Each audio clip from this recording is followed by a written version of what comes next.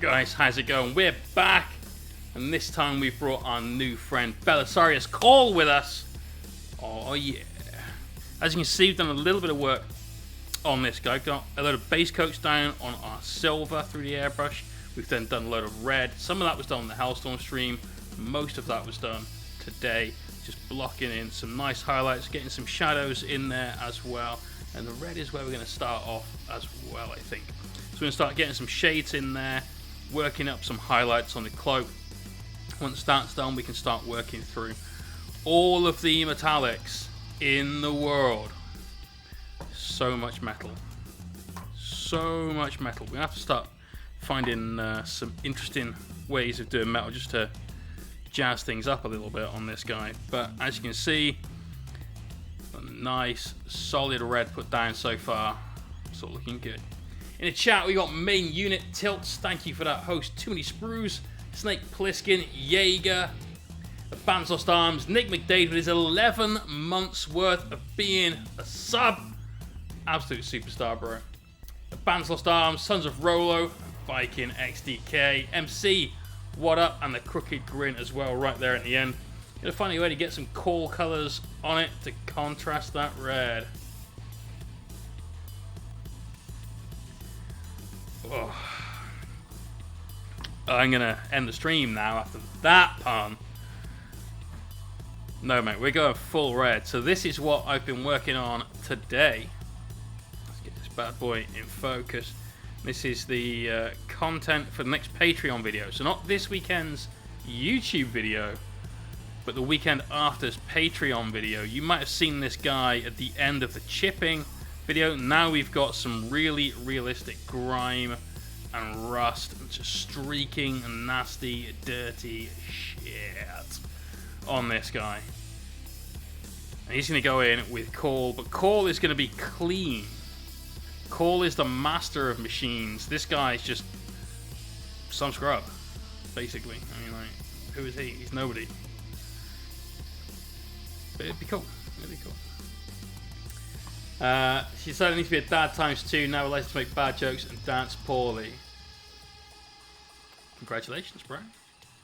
I hope. Yeah. Not this just she's deciding it hasn't happened yet. Yeah. So goes on Instagram. Is that what those are for? Yeah, man.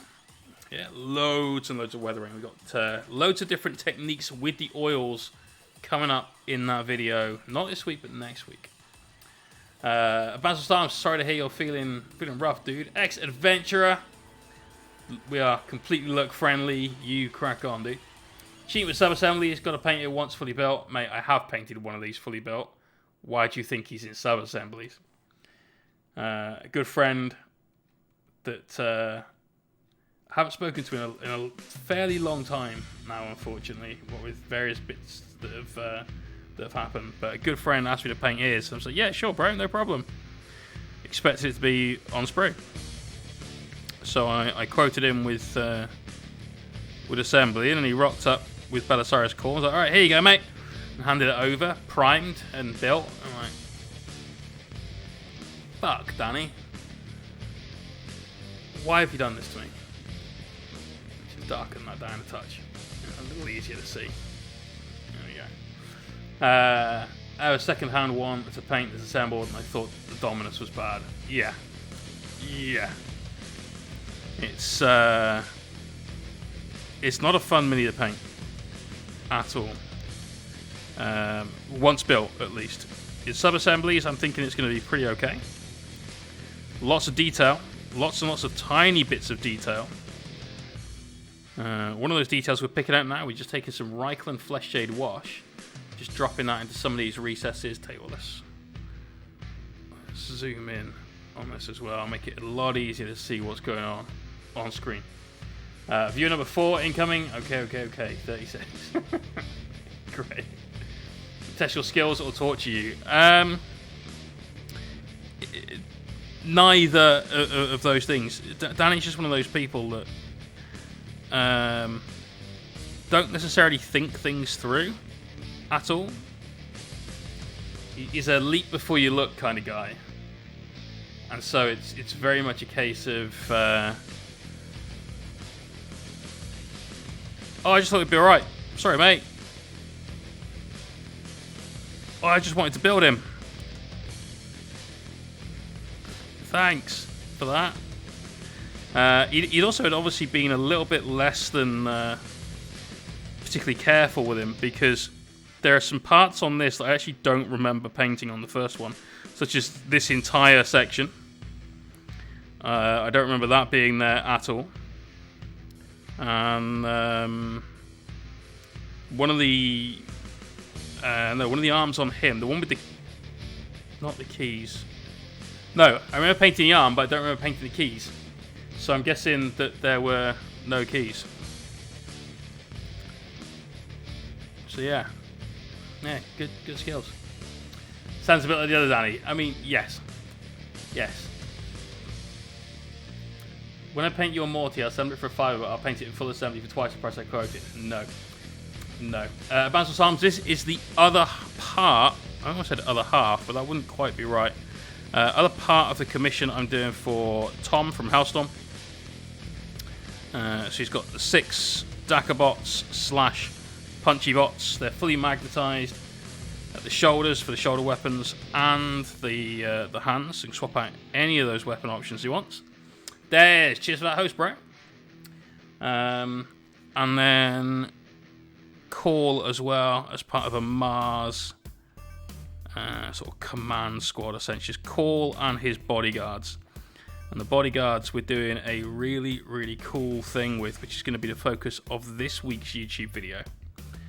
I'm going to paint all their faces a little bit like Tamagotchis. I don't know if anyone remembers those little pocket digital pet things that were about in the 90s. There have been various different incarnations of them, so you've probably had something similar or seen something similar at least. I'm going to paint all the faces like that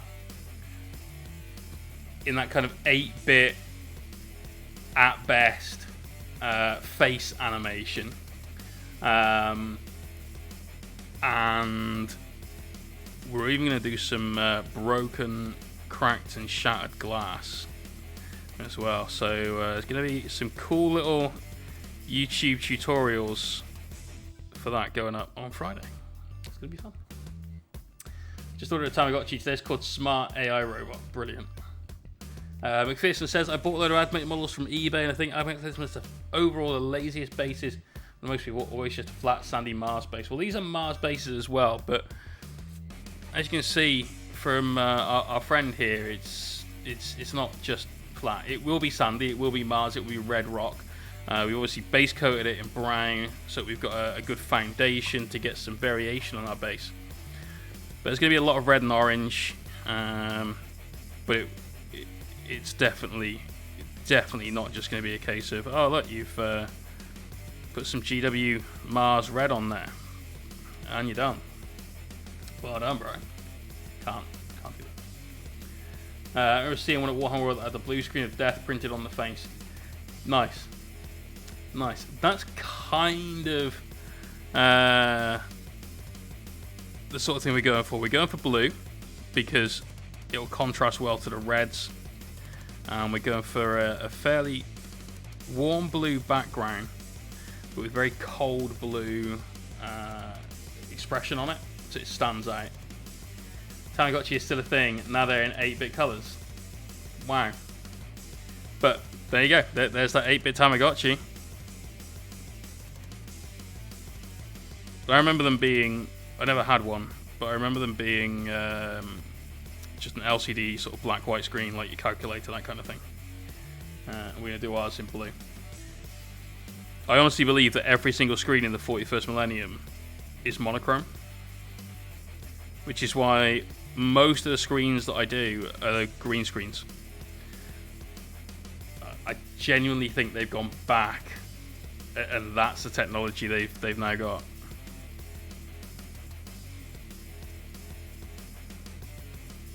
So you can see what we're doing here. We're just brushing this into the darkest recesses. We're stopping it from pooling. Any of these little tears, we're just adding a little bit of wash to as well.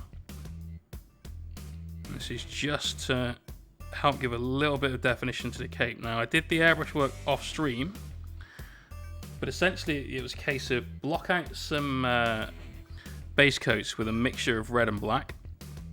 Once that had been done, take the airbrush with a slightly less concentrated black and red mix, so a little bit more towards red than black, and then work up from there over about 6 highlights or so, just building up through orange into yellow.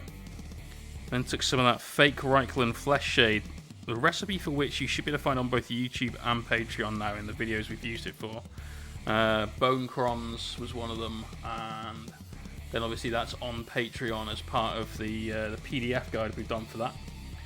This is now a little too dark.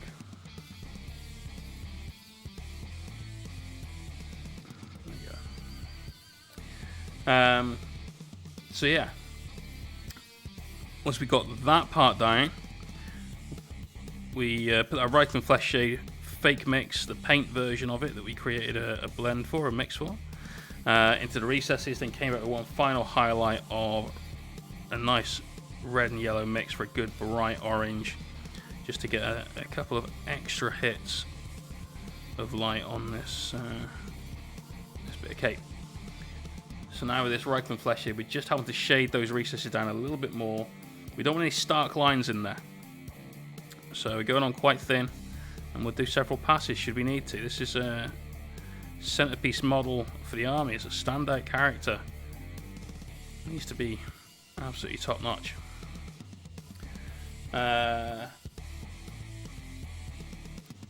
40k/Fallout style, 1960 computers with cybernetic AI. That sort of thing. I think that's what the future's got. And that's my theory with McPherson. Like, that's the basic one, is the only thing that works. Skeptic, it would be essentially part of the student/master painting classes. To be fair, brush blending is a masterclass lesson rather than one of the more sort of basic student lessons, and it would be a couple hours worth of work for definite. We will be taking on more students. I've said this quite a few times. I do intend to take on more students, but I need the office to have gone away. I need some time to sit and focus on commissions so I can work out what else I can do and how to balance the workload, because I don't want to overcommit to something and not be able to follow through on it, basically.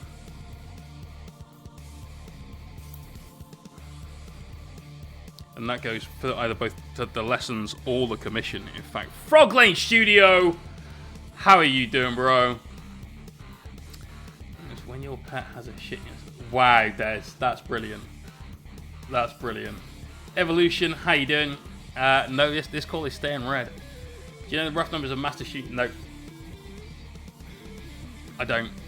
Sons of Syndrome, thank you for the follow. And Frog Lane, how was your stream, bro?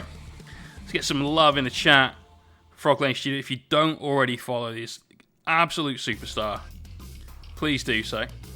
Spends a lot of time making the McFarlane Marine that GW and of course the incredible Mr. Todd McFarlane came up with, and make it look even better. Even better. What kind of craziness is this? Who knows, but he manages it.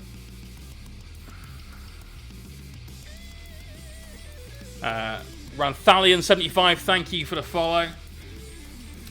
GW Metallics are pretty thick, might just shake them more. GW Metallics are fucking terrible. Don't use them at all. Psychotic, it is a raid, you're right. Evolution, honestly, mate, for silvers, I use Vallejo Model Air Metallic, and they sort me right out. I haven't even tried scale silvers, despite how much I love scale golds, because of how good the Vallejo airbrush metals are. Haven't got one on desk at the moment, but this is the line that you're looking for. They do loads of different metallics, silvers, golds, you name it. Even some coloured metallics, which I'm not really into. But certainly, this is the way. Thanks, I hope you're well. How was your birthday? Oh man, birthday was good. Birthday was good. I just put up a picture today of the Khan that we painted on Instagram. I suddenly realised that I hadn't put up any pictures of that, and so I had to get one up earlier on. We've got some photos of our finished Armiga that we just gave away as well. Tilts, I need to talk to you on Discord about where and roughly when tomorrow evening can drop that off to you. Alright, I'll give them a try. Thanks. Hey, no worries, bro. If you haven't got any, you can pick them up from Element, !Element, and use the affiliate link there. That'll help support the channel, which supports the giveaways, basically.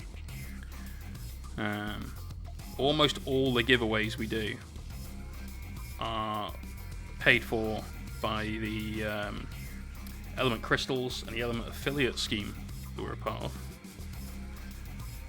So the more people that use that, the more giveaways we can do.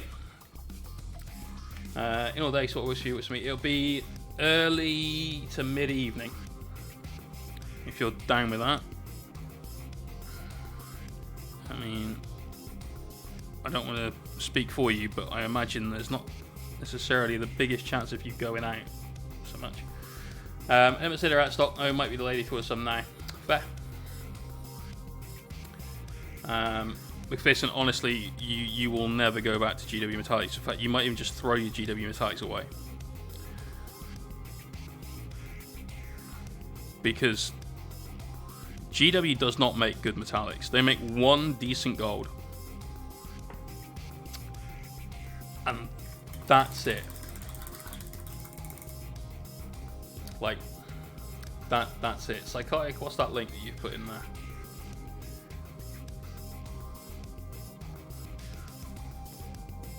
Fair. Fair. Good work on liking that. I'll give you a follow. Nicole JXL. Cheers for the follow. Welcome. I have a lot of metallic to use at about 5k points of admix to paint up. Yes, you're going to be using a lot of metallic paint. Right, now let's get some highlights going on.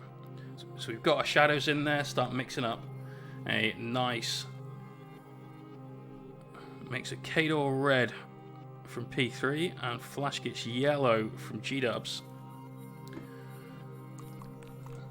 You also get the Pro Chrome Metallics. I did not, and the reason behind it is they have to be fucking amazing to beat the Scale and the Vallejo paints that I use. Not just good, but game changer for the hobby good. And I can't see that being the case. I also was torn between that and the transparent paint, and I figured, you know what, I'll give that a go. And I wish I'd bought the metallics instead of the transparents, but only because the transparents I just can't seem to get on with. I just haven't messaged Jason yet. I need to, and I'm sure once I have and he's explained what the hell's going on with them, then that'll be good. But yeah. Two Sprues, well, I'm glad you got your refund, bro. That's been a while. You do still need an water. Definitely. Definitely. Right, so we're going to put our highlights towards the bottom areas of the cape. In fact, you can see that's where our gradients have led us to. Anyone in the chat that's seen the Dark Angels video, or the Apothecary How to Paint White video on YouTube, both of those, in fact, are on YouTube, you might be able to tell the rest of the chat why. Let's see. Anyone know? Right. Just trying this out on one of the exposed areas. I'm thinking I need to make this a little bit more yellow in the mix.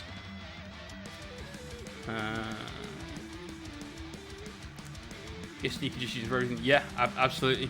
This, brilliant. This June 95. Thanks for the follow.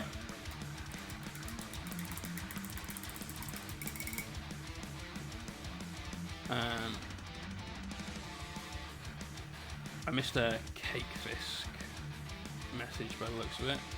Using white ink through the airbrush, but it ended up like a wet mess. I mean, it can do. You've got to be careful with it. I still use Flow Improver when putting white ink through, and if I'm doing any kind of zenith or highlight using it, it's like a pre-shade or something, I also mix water in. And what happens then is you end up with something that is extremely, extremely thin and can be difficult to control. But you will get the smoothest possible coat of white out. It will still speckle, just not as much, but you do need a little of that water in there. Hopefully that helps, bro.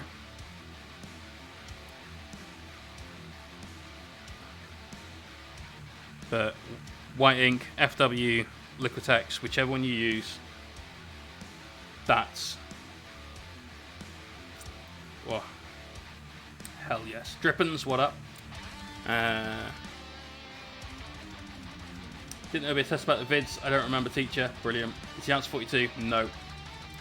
Drippins, we're painting Belisarius Cawl. He's in about 6 pieces right now. We're just working up some highlights on the red of his robe. So the question then, one more time. We're focusing our highlights towards the bottom areas of the red. The answer to the question will have been in both the How to Paint White video and How to Paint Dark Angels video. Can anyone tell the chat why we're putting our highlights towards the bottom areas of this and not the top?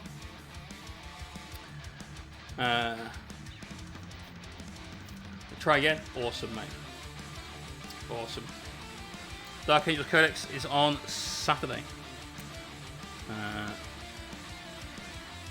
Pre-order is on Saturday. And so is the pre-order for the Necron Cryptek, the Psychomancer. Super excited for that. What a sexy model that is. Excited where natural heights would occur? Nope. And it's kind of not really. Most times a natural highlight happens further up. I know on this particular mini, you can say skirt is flared out a little bit, and so that would be part of it. But no, I even do this on stuff like these robots.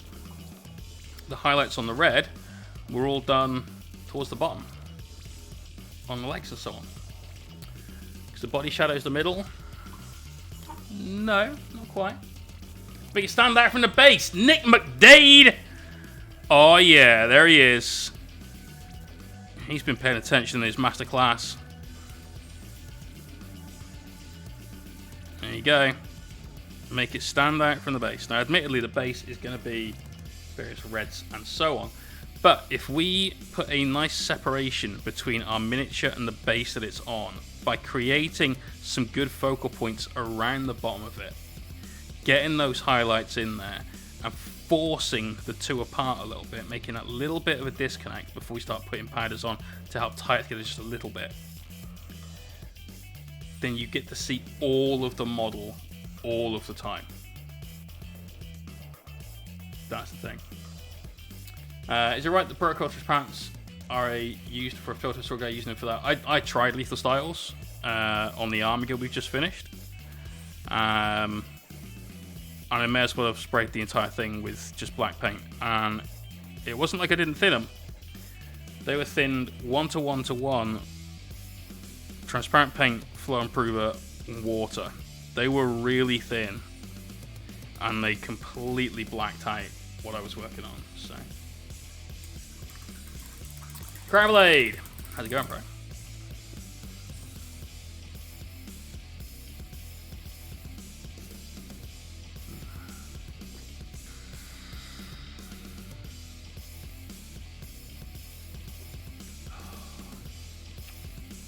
Yeah, doing okay, dude. Doing okay. Having some fun with Mr. Cawl. Had a little bit of a break earlier on Actually, we're still painting, but painting some more on our little Nurgle demon dude, which is Ben's gift. See, he's looking pretty bright and somewhat nasty now. So yeah, still got a fair way to go on him, but that was fun. Just sat there pissing about, blending things.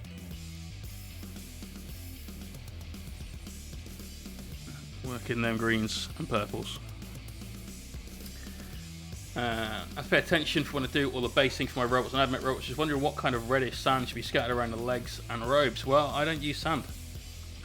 As you can see, we've got sand and we've got various different bits of rival crafts basing accessories. Here we've got some of their ballast, both the large and the small grain stuff, and then the really, really fine grain sand as well. And that sand is the money. That's the one. Orcrest! How you doing, bro? But what we're really going to use is these. They're MIG ammo pigments. So we've got 3 here. We've got track rust, light rust, and red rust. Primer red. There you go. But that's what we're going to use to create our base and make it look good. We're not going to be just sort of painting it and sticking some red sand on. That's not the way. You don't do any base like that. The best way to do bases, definitely powders. Make it look like dirt. Make it look like mud. That's the correct way to do it. Malseer, how you doing, bro? 6 months. That gets you a new badge. Gets you a new badge. Honestly, powders are the way to do bases for me, because it absolutely gives you a realistic effect. So we talked about this on the last stream, I think, but a quick recap then for anyone that might have missed it.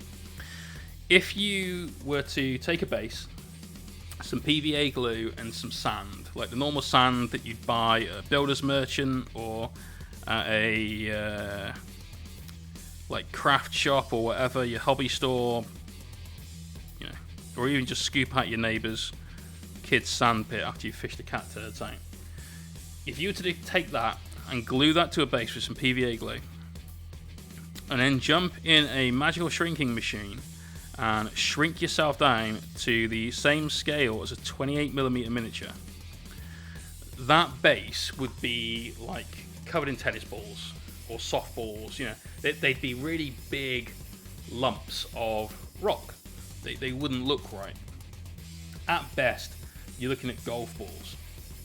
And this is why Psychotic, no worries, bro. Thanks for stopping by. This is why you need to use powders, because powders are literally the finest grain that we can get without spending crazy fortunes on basing accessories. In fact, I think each one of these powders is about £3, maybe a little more. I can't remember. I bought them a while back. But my point is, they're not expensive. But because you have something that is the finest possible grind, you put your miniature on that, and the scale looks right. It looks like dirt. It looks like soil.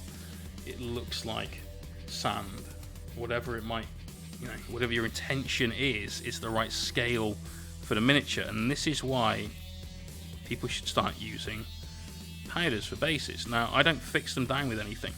If you watch the YouTube video I did, how to boost your bases, you'll see exactly how we use those.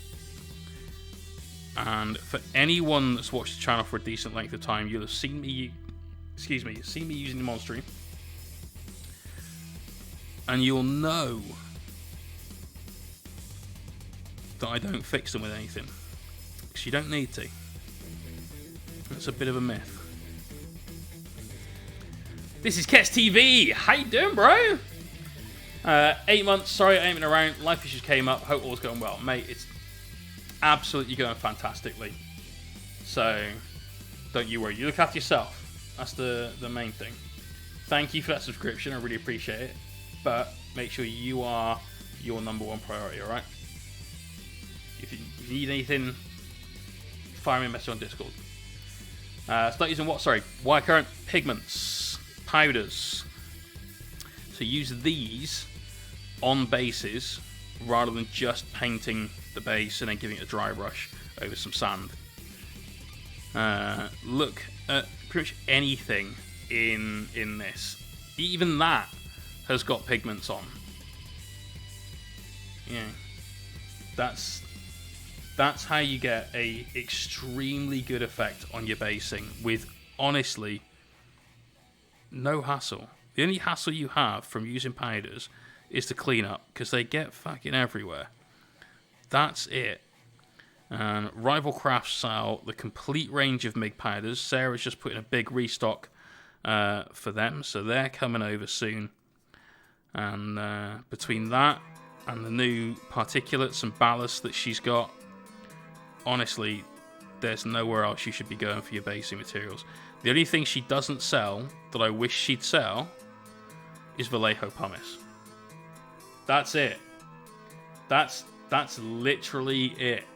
Yeah, the Magnus one, actually, Magnus's base, that was pretty legit. Because we really showcased what powders can do. For anyone that missed that, it should be on YouTube. And essentially, we airbrushed the base. We had some tiles that we airbrushed grey with a little bit of a highlight. We had some brown earth that we did a couple of different light to dark workups on using the airbrush.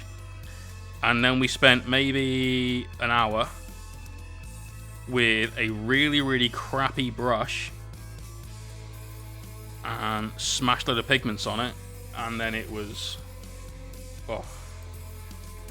it means a lot. Had a gas leak. Oh fuck, dude. Jesus, I hope you've got everything sorted out now, man. Wow. That's horrible. Aside from the obvious, is everything okay? Only the ones you're using here, alright, you must have bought them all. I mean, no, but I tend to recommend Track Rust a lot. It's great. Comradson, what up, bro? How you doing? Yeah, Track Rust is really, really good because it's a dark reddish brown. And because it's got quite a warm sort of colour to it, a warm hue, you can add that to bases to either bring back something that's quite cold, or, I mean, Meaty Hooks, you're clearly doing part of that wrong. It is all I've got to say there. It's good. It's real good. I feel for your misses.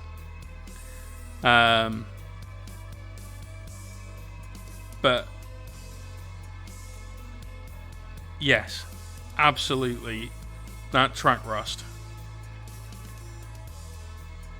it bangs. It's proper good. You can, like I said, you can correct stuff that's too cold by adding that in and getting some warmth on there. It works on any kind of base at all. Jungle base, no problem. Snow and ice base, no problem. Roads and things like that, yep, goes on, no issue. It's just one of those colours that's perfect for so many things. That was my missus talking. Oh. Well, now I feel really sorry for her. I can't offer a masterclass for that. I mean, I could teach a masterclass for that. I just can't offer a masterclass for that.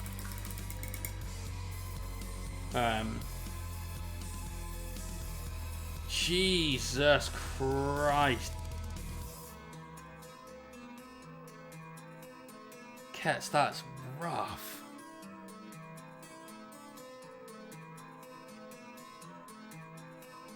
Damn, man, like that's horrible. To answer your question, McPherson, this still looks full. I've used it on an entire Dark Angels commission. On, I think, all my Necron bases. Oh no, they haven't applied it yet. That's going to be the very last thing for the whole army. God, so much stuff.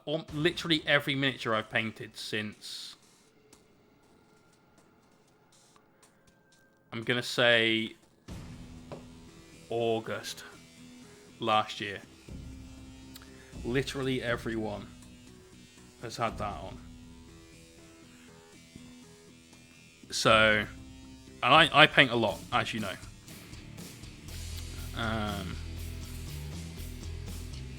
It's epic. Fucking epic. Cats, is there any way you can... I mean, alright, sure, they've given you a little heater. But certainly if it was leaking for a month, can you not get them to, like, put you up somewhere? I know it might be difficult because of COVID. And probably not being many hotels open right now. But the Mohawk recommends that it must be so. Everyone should get that. Everyone message Sarah on Instagram now and be like, look, Jay says you're getting a restock of these in. Can you make sure there's one of these put aside for me? And then she'll have to order like 60.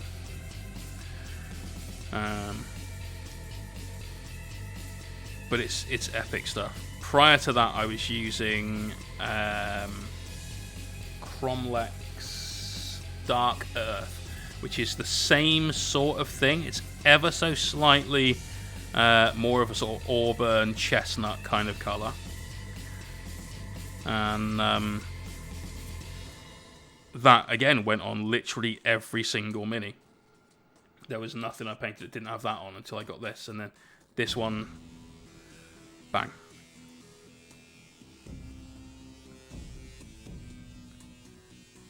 It's really useful having all these different pigments and stuff, because every now and again you want something just ever so slightly different.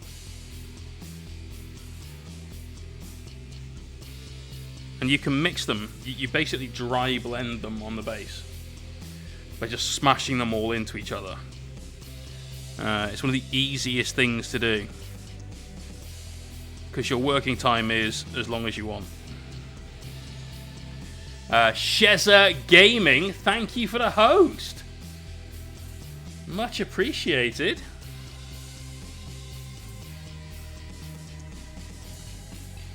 Welcome to the stream. That's not a name I recognise, so thanks for joining in.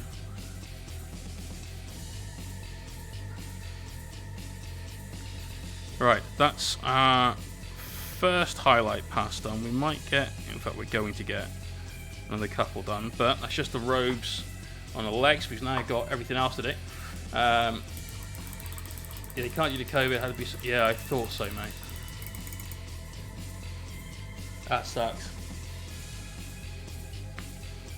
Into the next day. Hopefully, I might get some teeth next month. Good, good. It's been a while, mate.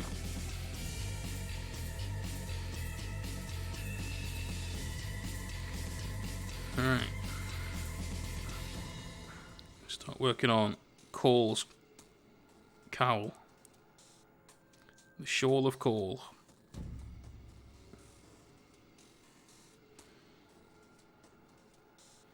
Now this is just blue tacked to a little bit of plastic rod, because this was the easiest way of mounting it on something to paint. I wanted to be able to get to the face and do all the detail there. Because you never see the detail on that face.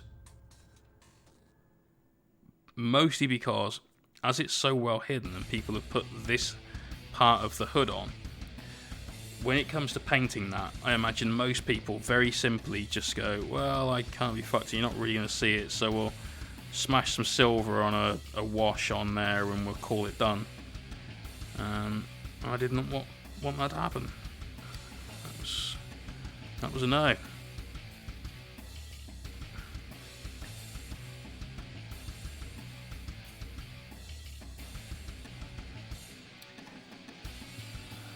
Anyway, so I've been painting robots all day and getting oils everywhere. What have you guys been doing?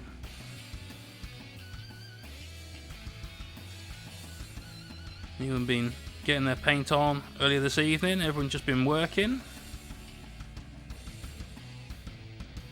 I know Mr. Nick is hard at work assembling all the Necrons for next month's Necronathon. McPherson, yeah, man. Yeah, some would say actually impossible. But you gotta do what you gotta do, right?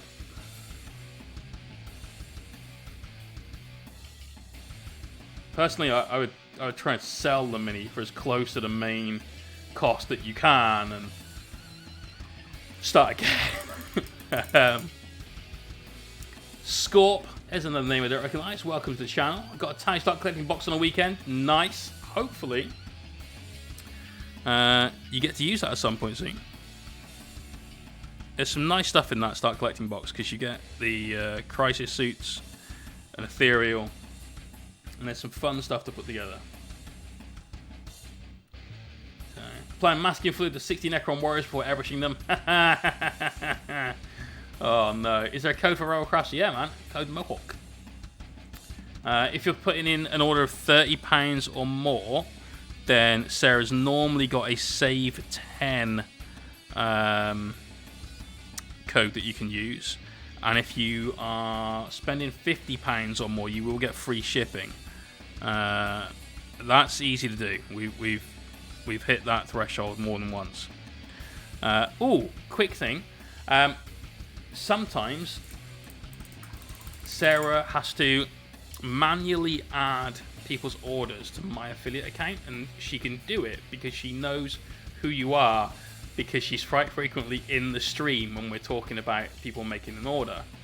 But I know better than most, I think, just how hard that woman works. And so if you are from here, please use the code, because it saves her going, hang on a minute, Lee, yes, I know who that is. That's one of Jay's people. Right, I'll put it. Please just use the code. Spent about 2 hours to put white ink on more to a black undercoat. Use Procol primer. Fair. Jaeger says been doing NAF4, still waiting to get my room in some sort of Watersman hobby again. Fair.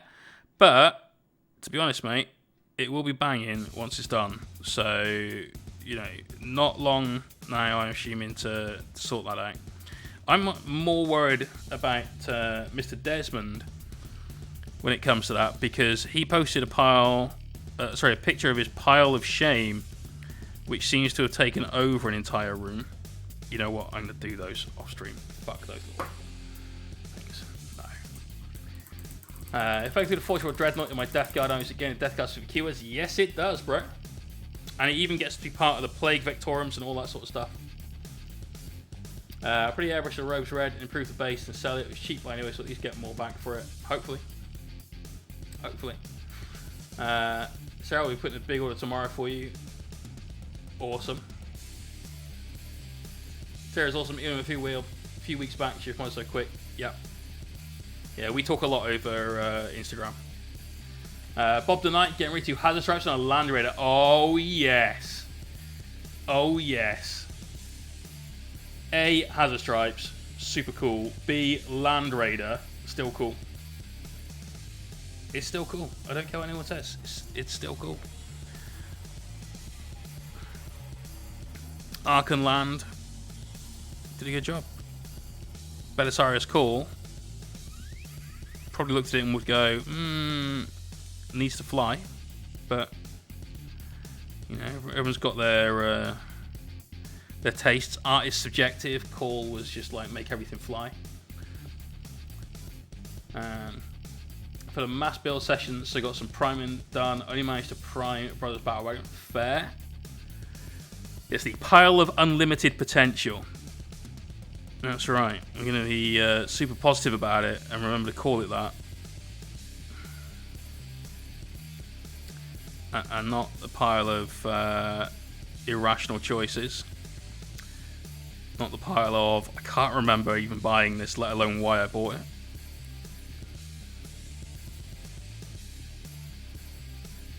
Right. I'm not sure how much of this bit you'll see, so we just get a quick highlight just on the edge there. And then call that part done. Most of this very much in the dark, but we'll just pop as we got access to it. Quick highlight there to help separate out some of these bits. Same this side as well. Right, let's do a second highlight. It's going to take in a little bit more yellow with this. We're working very much towards a bright orange now. Now, I'm not too worried about this taking the overall tone too far away from the red, and even if it does, that will just help it stand out from the base a little bit more. But the reason I'm not worried is because we're going to keep these highlights real small and real tight and only put them on certain areas.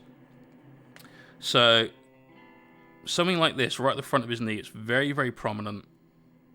That will get a highlight like this.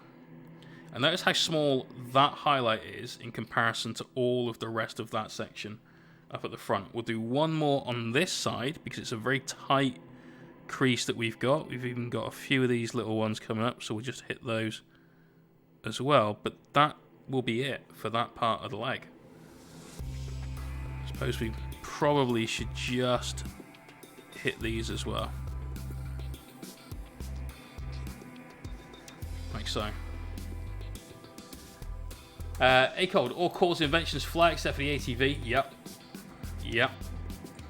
The ATV is basically a land speeder, and I love the fact that he looked at everything they had before. He was like, Land Raider, tracks, make it fly. Rhino, tracks, make it fly. A land speeder, flies. Give it wheels. That was clearly his thought process.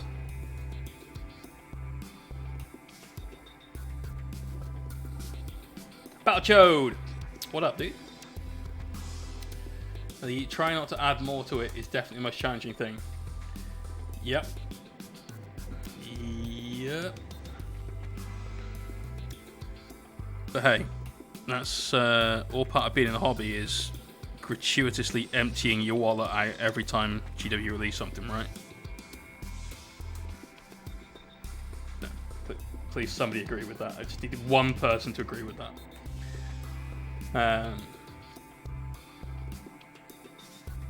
We start making some new AdMex things. Yes.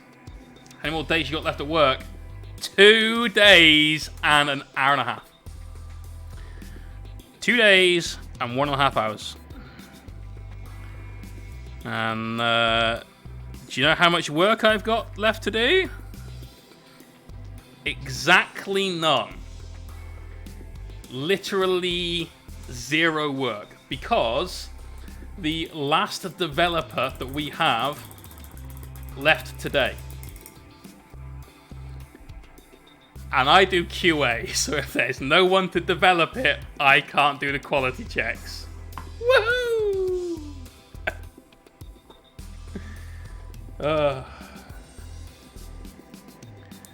So in the morning meetings that I have to go to, where there's 18 people from about, I think it's 6 different departments, it might be 5.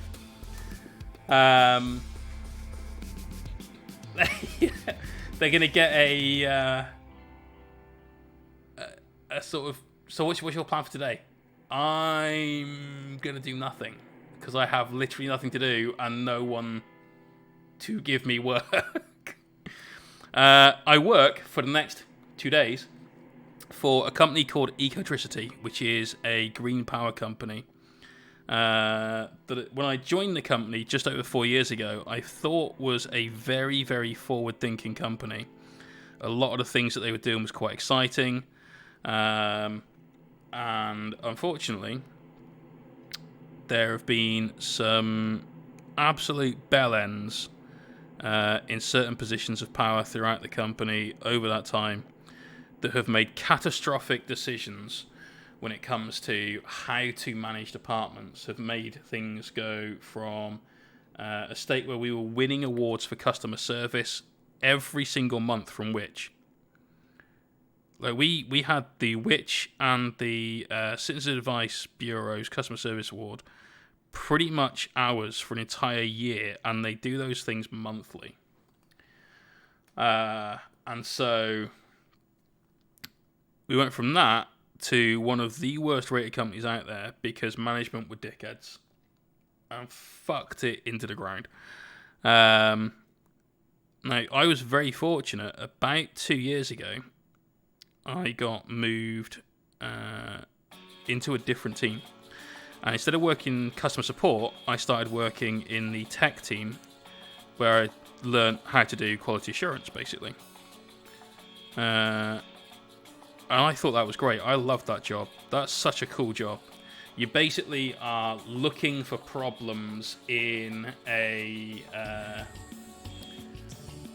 piece of software by using it in different ways until you find out how to break it, and then you tell the developer who spent however long making it that they've still not got it all ironed out. And so the sort of investigative part of that job I really, really liked. And I liked working with them to ensure that we didn't have any bugs because of my knowledge of our own customers' systems and so on. I was able to put through quite a lot of improvements over designs that have been made and things like that. And I'm really, really proud of the product that we've come out with. And it's a shame to be leaving. But equally, this has given me the opportunity to do this full time. Streaming, commissions, Patreon, YouTube, you know. So it's very, very exciting for me.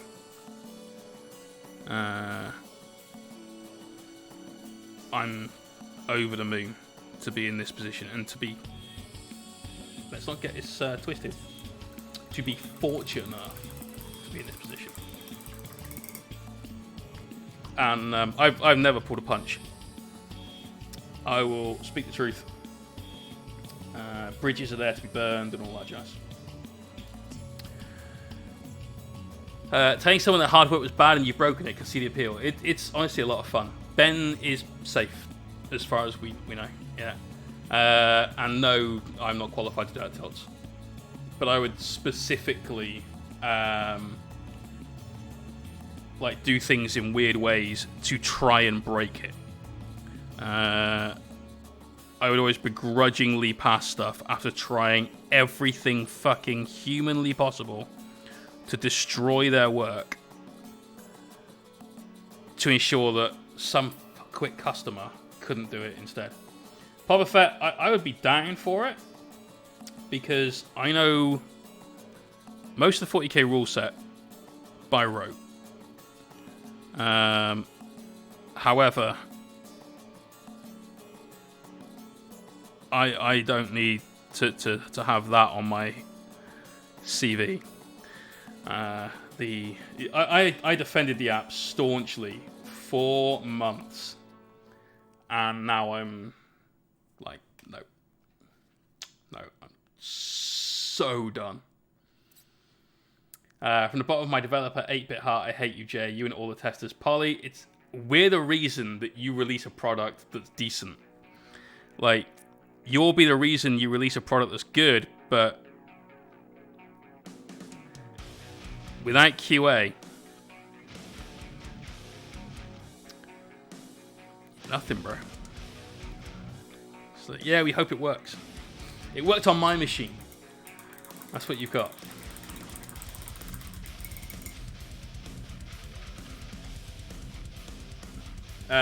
No, but I'm not on Twitter very much, mate. Customers always find a way to surprise you, though. You have to be very careful, very thorough to anticipate everything. Yes, you do. Which is why I would do the stupidest shit. Because I spent years talking to those customers who were phoning up to say, look, I'm trying to do this and it's not working. So what are you trying to do? I'm trying to press this. I'm like, The internet doesn't even work that way, bro. How did you think that that was gonna work? There's always something. But hey, so that is done in a couple of days. The paperweight, because that's all this is good for right now. The work laptop, that's going to be gone. I can rearrange the studio a little bit so I don't have to worry about working in here, like office working in here. Just has to be perfectly set up for painting, streaming, and so on. So yeah, I think we should employ our grandparents to test software. If they can use it, anyone can. That's what my teacher always said about UI design. Yeah, bizarrely, young people will pick it up super quick. Children will have almost no issue as long as it's intuitive enough. But it's people the other end of the spectrum that will have a preconceived notion about how something should or shouldn't work. They're the ones you need to have testing your shit. Jamie still good for Saturday? Yes. When on Saturday though? Before or after? Before would be good. I can definitely do that. After is still fine, as long as it's kind of right after. In fact, you might have sent me something in Discord about that, so let me just double check. Because I'm occasionally terrible.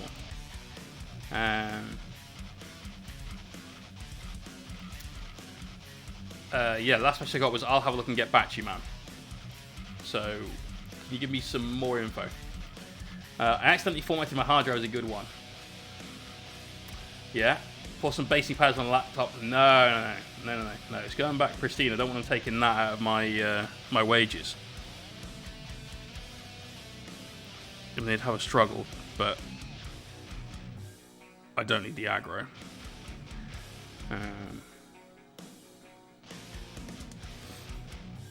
I accidentally formatted my hard drive is definitely a good one. I know a lot of devs did that before handing back in their Macs and so on that they were using to develop on. I am going to absolutely restore factory settings on it though.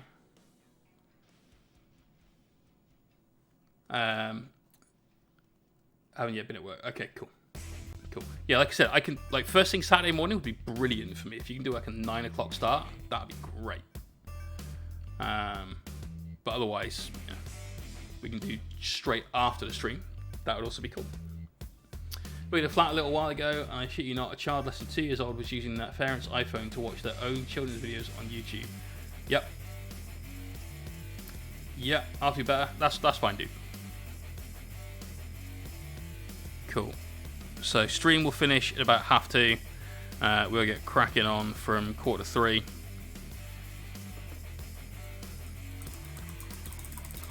Oh, mate, I've used that laptop to watch like Amazon and shit like that.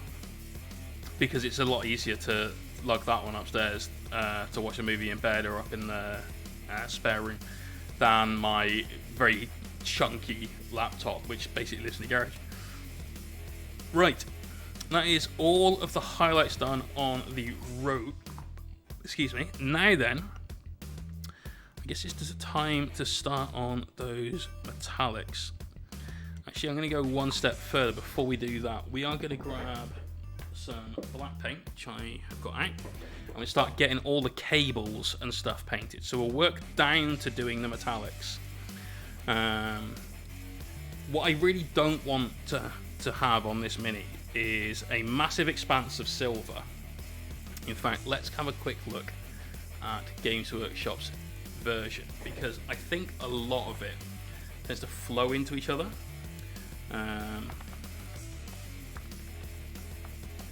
Sorry, it's cool.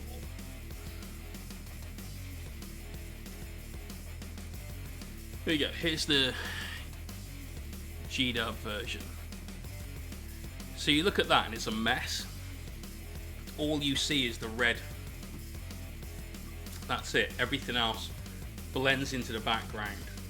And I really, really don't want that to be the case. So we need to do things to the metal to allow it to come back out to the foreground. And one of the best ways of doing that is making that very bright and having loads of darkness around it so that you get that sense of contrast, and that will leap out of the mini at you. But even on, here's a 360 view. So even at some of these angles, at the side here, all you see is the red. When we get around to the back, now you start seeing detail, and the reason you see that detail is because of that black like power generator, whatever it is that he's got going on there. So we need to start bringing in a load of those things, having a black set of armor facings on the gun. You need all of those things to happen so that you can look at it and see every detail in one go. That's going to be the challenge here. The whole plugged in thing, yeah. Oh yeah, mate. But all of GW's bases are boring. They don't do creative basing on stuff, so you know.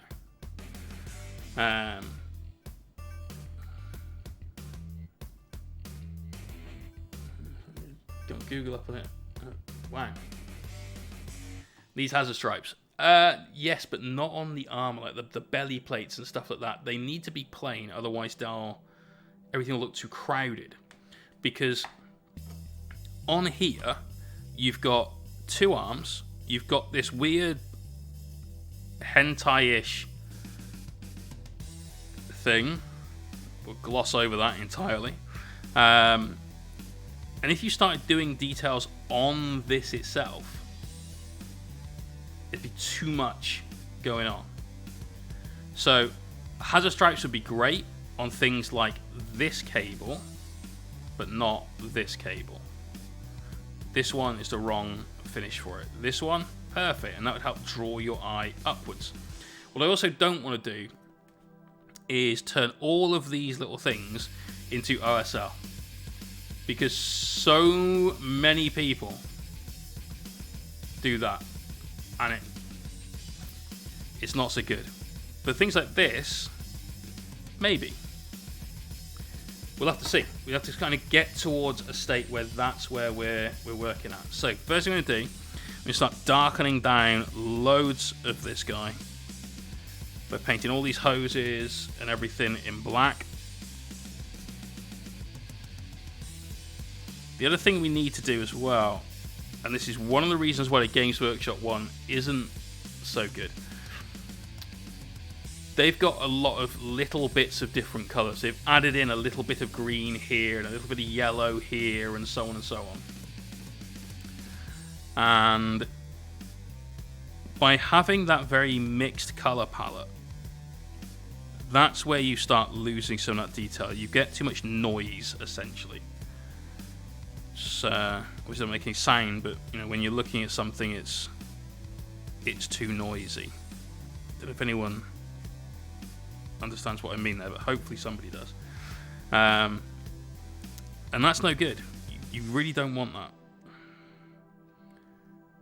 You need to be able to filter that out and see the actual mini that we've spent however many hours painting. I reckon he has closet weave. So I've never seen it, but I know what Urotsuki Dojo? I don't know. I clearly don't know it that well. But I had a friend at school that his name was Neil, and he was one of the best GoldenEye players at the school. It was basically him, myself, and my mate Mike Nimmo. And we used to play GoldenEye pretty much every fucking day after school.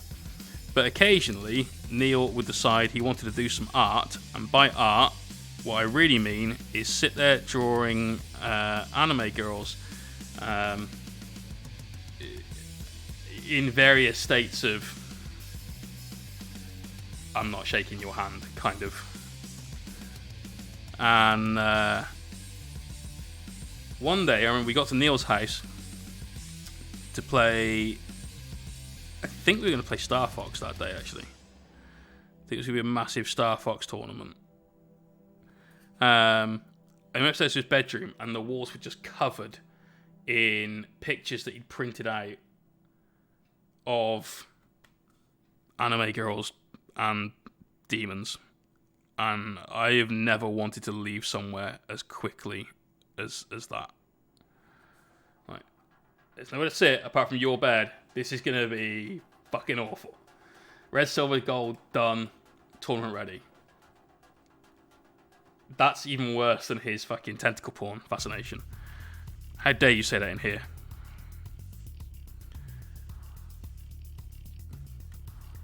Those hands are responsible for some atrocities. Yep.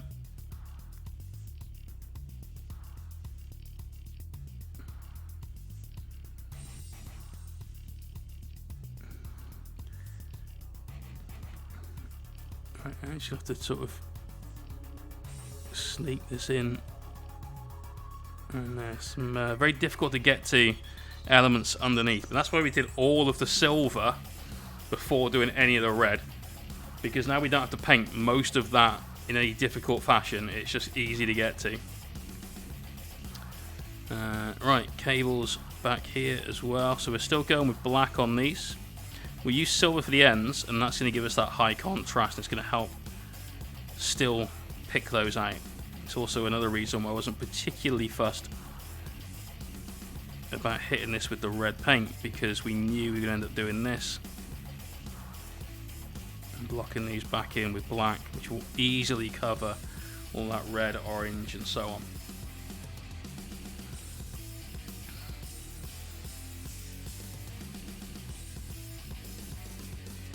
That's one good thing about Lockdown, to be fair, McPherson, is that even tournament players that are only there for the win and don't care about the hobby, even they've had time to do more than the basic shit on their minis. So, Fish, how you doing, bro? Good evening.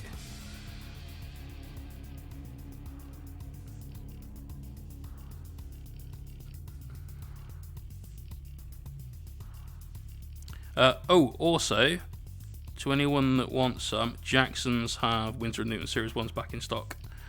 So I ordered a couple earlier on today.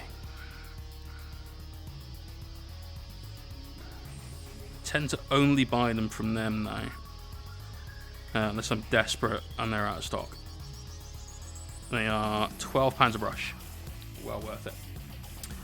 Lol, I have had time, but I still haven't. That's because I have instead. Bob Knight, you feel personally attacked. Exclamation point brush. She'll give you a link, actually, Polly.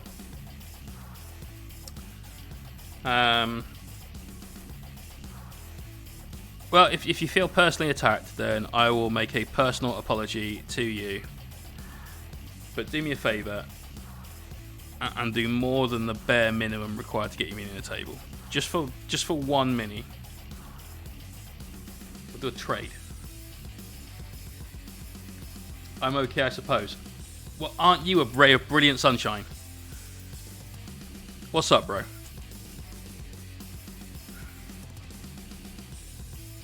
You good? Tried one from some local store, all out of them 1 2. Yep, those are the popular ones.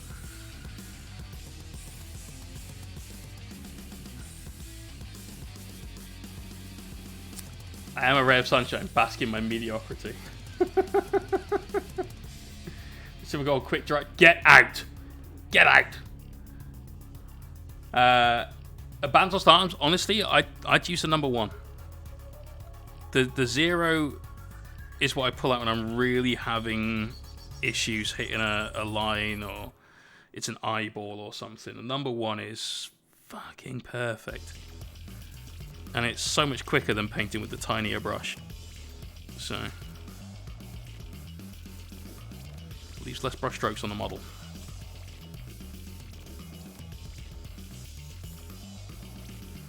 Alright, nearly done. Got a few more of these, and then we can start working up the miniature towards all of the real detail. All these little ends, by the way, we are going to do these connectors either silver, gold, copper, something along those sorts of lines.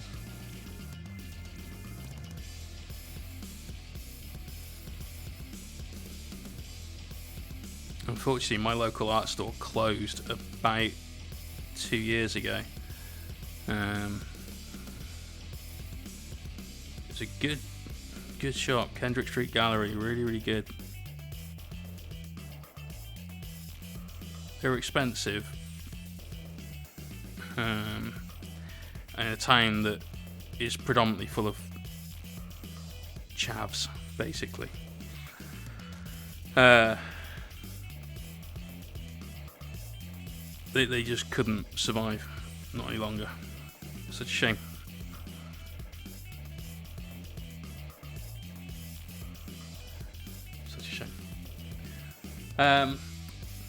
Has it just proven he can dislocate an arm on demand? Glad I already eaten, for fuck's sake. But to be honest, mate, he's going to regret that, because I've dislocated my left shoulder 4 times and it's unpleasant. Dislocated my right once. It's not good. It's not good. Me v Duncan Rose painting deathmatch, airbrush versus dry brush. It's not even a contest. Not even a contest.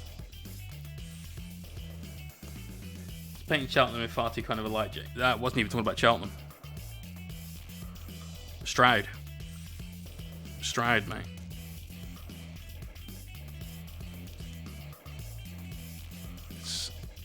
The chavs we get in Stroud are worse than the chavs you get in Cheltenham. Not because they are nastier or anything like that, or even necessarily stupider. They're just awful. In Cheltenham, you get a lot of violent chavs, which isn't great, don't get me wrong. By the way, if anyone here is from somewhere other in the world and doesn't understand what a chav is, you know how in your town you've got a group of people that are basically all morons? They all wear things like Adidas tracksuit clothing and white trainers all the time. Swear at the top of their voices, never look clean, and probably have at least committed either incest or a crime somewhere in their family recently. That's a chav. Neds, yeah.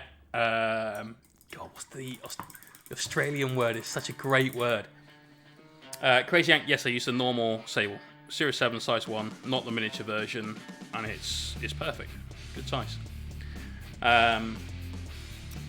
Bogans. Yes, that's it. Bogans. Fucking love it. That's a great word.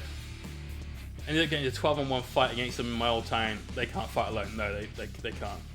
Cheltenham average, exactly that. That's a chav.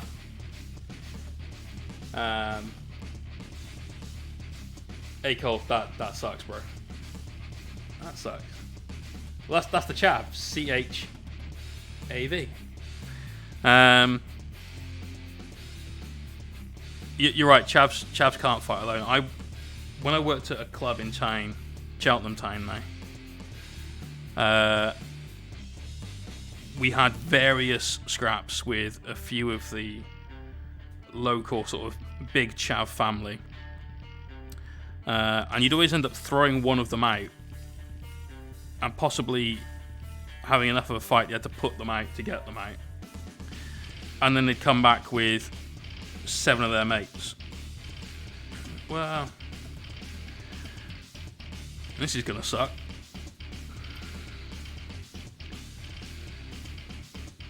Okie doke. Right, hit all of those. Let's move on to the axe. There's loads of pipes on it. Loads. Just ordered me a brush, not off Amazon this time, so should not split after one use. It should not. You're right. You young kids go around looking for a fight as groups, though. Yep. It's just fucked.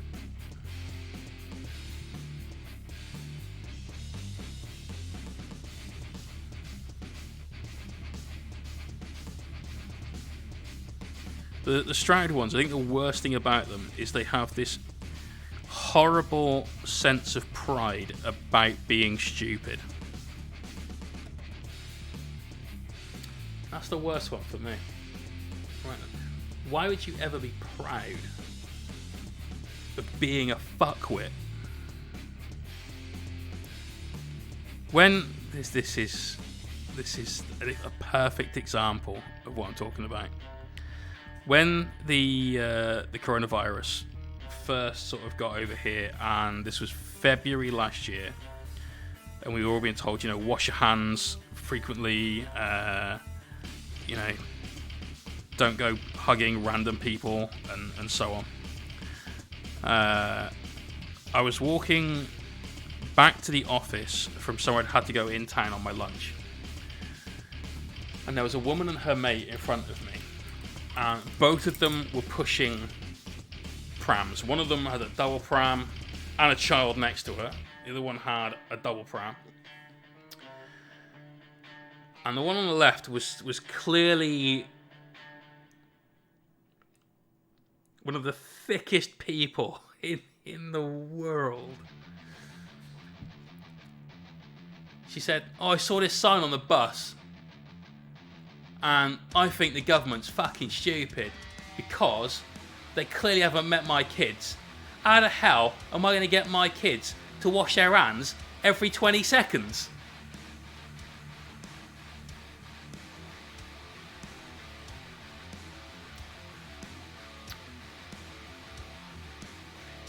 That's right. That's right. To stop the spread of COVID, wash your hands every 20 seconds. You won't get COVID. You'll still be in the bathroom washing your fucking hands.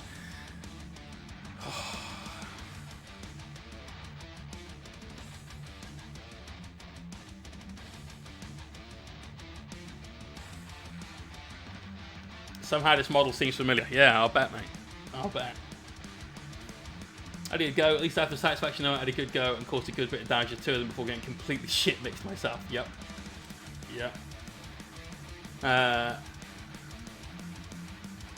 Brilliant. Tell us that's just why. You see young girls playing with their dolls in prams and you realise those aren't dolls. Yeah.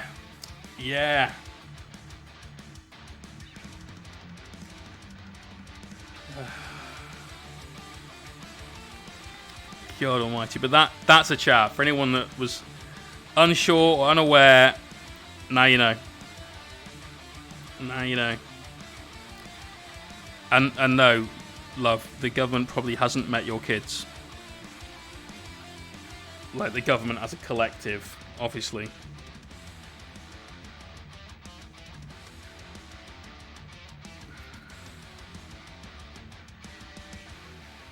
Right, we've stopped using Pro-Acryl Black, by the way, because it's not, because it's so matte, it has a finish that makes it look just like a really dark grey. And so we're back to Thramar Black from P3. And I much prefer it. It's having a bit of a hard time going over some of this silver, which is a shame, but we'll just hit it with a really thinned down version over the top, and that'll sort that right out.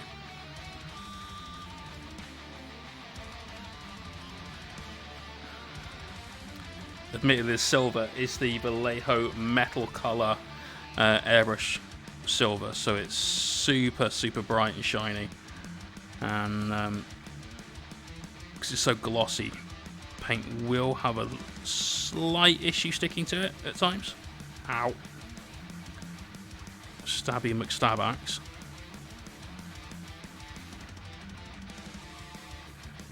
I just noticed there's a red bit there. That's annoying.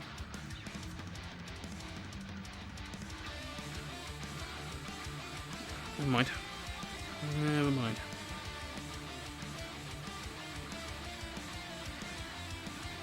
But then neither is their fathers. Oh! Ooh! I like it. I like it. Darker Design, we're doing really well, bro. How are you? Good to see you again, man. perhaps something odd would happen. It may be. You should have thought. I mean, that's just a. We can definitely go down that rabbit hole, and I'd end up saying probably some very, very unpopular things and possibly get taken off the air. And so let's avoid the inevitable conclusion of that train of thought. Fish says, let's go back to the hobby. Nick, that's very accurate, but never mind. I can't decide how I want to paint my knights. I think I want to run them as Hawkshroud because the double wounds thing sounds useful. I don't find so much yellow, but still want something contrasting with all the Smurfs. Firstly, don't paint them as a knight household. Paint them as anything you like. Because they're your toys. You can do whatever you want. Secondly, Hawkshroud is the best Imperial household, but it's an Imperial household and therefore is shockingly inferior to the obviously better Mechanicum household. Because you don't get an act on full wound strat. So don't go down the Hawkshroud route, because your army will not be as good on the tabletop just because of that.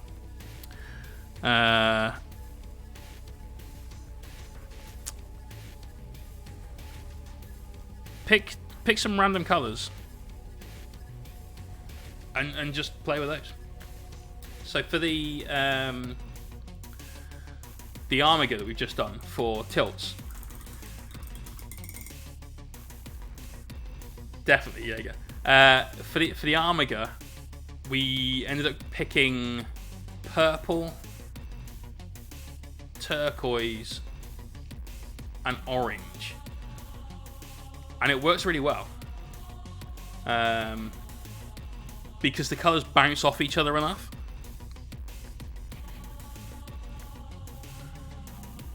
Which side of these fucking cogs is the left side? Black is on the left side. Right.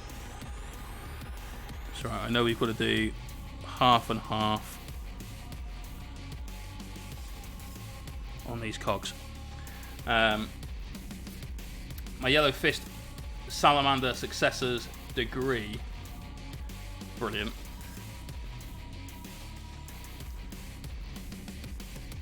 I mean, I'm very much in favour of people painting their minis how they like. I know that there are some people out there, and there are some tournament organisers out there that will say, if your army is painted in colour X or colour scheme X, then it must be played as Army X, and that's final. And I think it's bollocks. What carapace weapon do you rate for a knight? Always Ironstorm Rocket Pod. Sorry, Ironstorm Missile Pod, not the Storm Spear Rocket Pod, the Missile Pod. The non-line of sight, D6 shot, Strength 5, -1, Damage 2, Blast. Because that is so clutch. Having something that fires out line of sight is extremely important. It really, really is. You need that in your lists. It helps you get rid of those people that are just hiding out the way on a objective behind the ruin. Normal game with painting Belisarius Cawl. At Strength 5, -1, Damage 2, it's actually surprisingly good at picking up Space Marines. So yeah, definitely super good. I've totally forgotten about War of the Spider.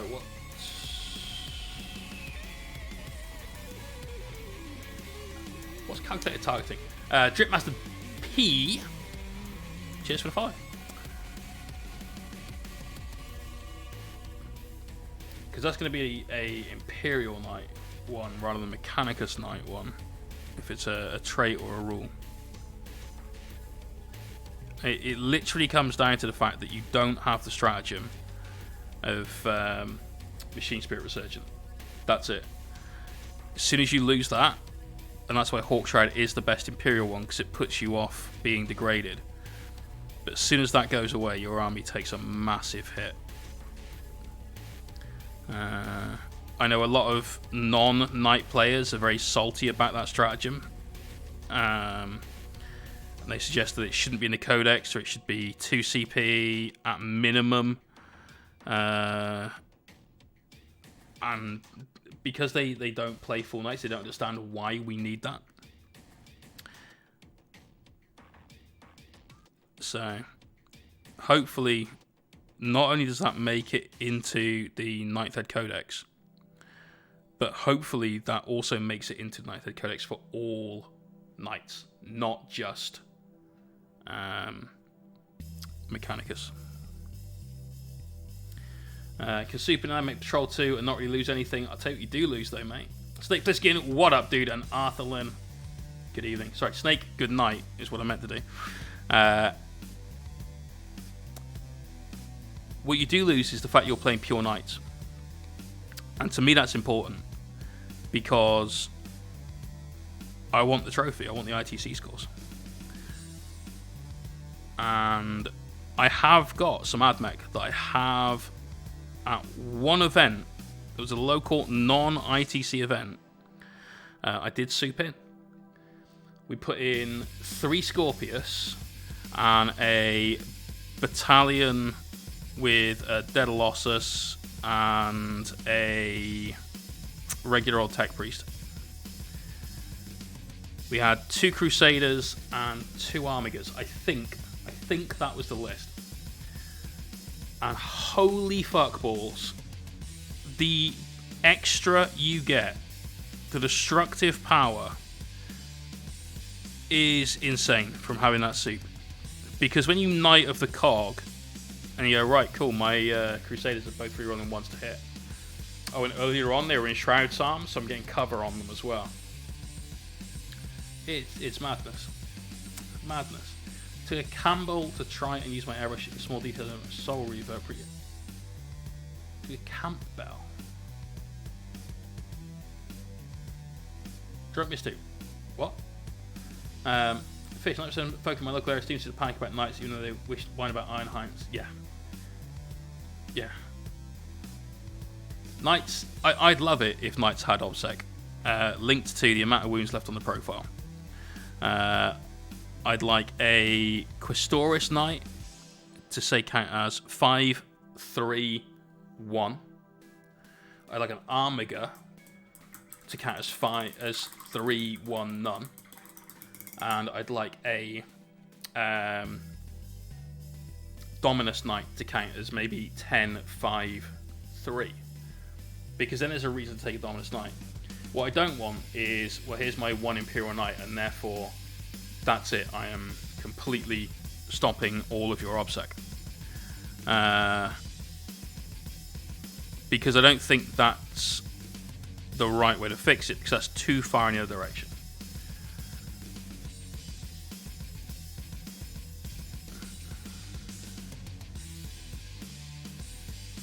But Knights having a little OBSEC would be very, very useful. Gamble, right, that makes sense. Good, I'm glad, dude, I'm really glad. My Amazing Pony, how you doing? Good to see you again, mate. Oh, also, everyone that has been gifted a sub this month, which is quite a lot of people, has now all got their meeps. So, ready for our giveaway stream on Sunday. That's right. Not long now. Sunday night. We're giving away that £50 hobby voucher, which we will need your meeps for. So exclamation point meeps to check your balance. Probably 400 meeps. That's 1 ticket into the raffle. So we've got that going on. We've also got a giveaway to win a miniature painted by me in a colour scheme of your choice. Now, the last ones that we gave away were a Amiga Warglaive and we gave away a Blood Bowl Minotaur. When it's a full-size Resident War Master Titan going to be made by Forge World, who knows? And frankly, meh.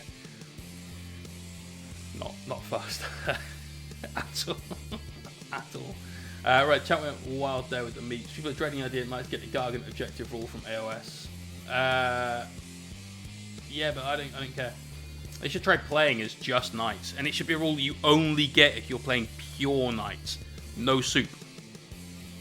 I'm really, really keen on, if the only miniatures in your army are this faction, here's some buffs. I love that. Right. Here's the giveaway minis for this month. So one lucky subscriber will win either the Shadow Seer, and what a beautiful model that is. There's so much fun shit you could do with that guy. Or Gorzag and Nickit. So we're going to give away both of these. The first time you'll get a twofer. That's really good. Now if you don't want either of these two, and you do win, exclamation point mystery in the chat, because you can trade them in for the contents of the mystery box. Now in here is a miniature. Probably. There's definitely something here. Something's in there, right? It could be a miniature. It could be something from any of these shelves. Something from out of the drawer of shame, the cupboard of lost minis, any of these places. Up here we've got limited edition, out of production. Got some terrain. Got some scenic bases. Could be anything. It's a gamble. It is a gamble. But it could be something really cool. Now, this month we're doing something slightly different with the giveaway. Whichever mini is taken out of those three, whether it's one of the sub giveaways, or if you're a Patreon member, a video viewer or higher, you get a second chance at one of these two. Whichever ones are taken, I'm going to choose one of them, and we are going to paint it to a display standard to enter into the Amsterdam Battle Brothers Brush Brawl. Busy Brush Brawl, I think. And so we're going to go a little bit further than normal on the paint job for that. So we're probably going to do something a little bit more diorama-ish. Scenic base, maybe even a backdrop. I'm not saying I'm going to do a good backdrop. But that's the goal. That's what we're going to do. Because I have a title to defend. Character painting champion, and I need to defend that title. So it's gonna be painted just up a little bit, up a notch. Not just tabletop, which is how we do most of our giveaway minis. All of which are packed up, so I don't have any to show you right now. There's a lot of them down there. But we're going for something slightly closer to display standard. Brush for hire! How you doing, Corey? Can we get a shout out, please, for this absolute superstar? How you doing, brother? Everyone, if you're not already giving him a follow, why are you not? Give the man a follow. Also, we're so close to hitting 3K now as well. Give me one sec, I'll look up the actual number. We're close in.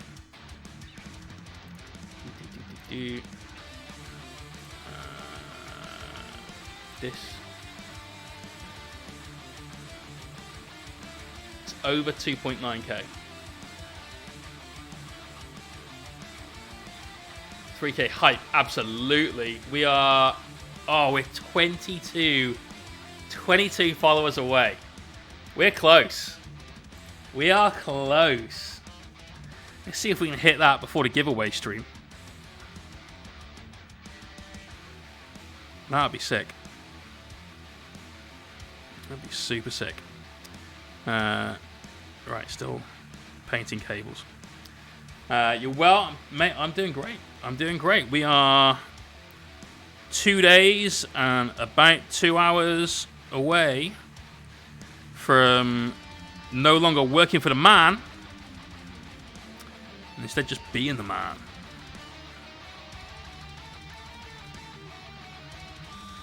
So, yeah. Loving life right now. We've spent all of today playing with oil paints and filming the next Patreon video, which is all about how to get this super realistic, grungy weathering. Loving that. Tomorrow, we're going to be filming this week's YouTube video, which will go up on Friday. And big thanks to Chapter Master Valrak, by the way, for shouting me out on his stream last night, because right now we are almost at 1,000 subscribers. 848 out of 1,000. That was like 600 the other day. So not bad. Not bad. Yeah, that. I don't want to do it. Yeah, you go. I thank you, honestly, thank you for the encouragement to go and do it. But I don't like taking shortcuts to things. If you guys don't know what's going on, basically, somebody's found a way to break the algorithm on YouTube to put your video at like the recommended video, help you get more visibility on the platform and so on. And they have allegedly done it as a way to prove to you and to prove to YouTube that their algorithm is broken, it doesn't fucking work, because this is an exploit. And so many channels have taken this thing. It's a community post that you put up, and it's got, imagine someone went and did all of the search engine optimization for YouTube and found all of the top searchable things in that. Bam, out they go.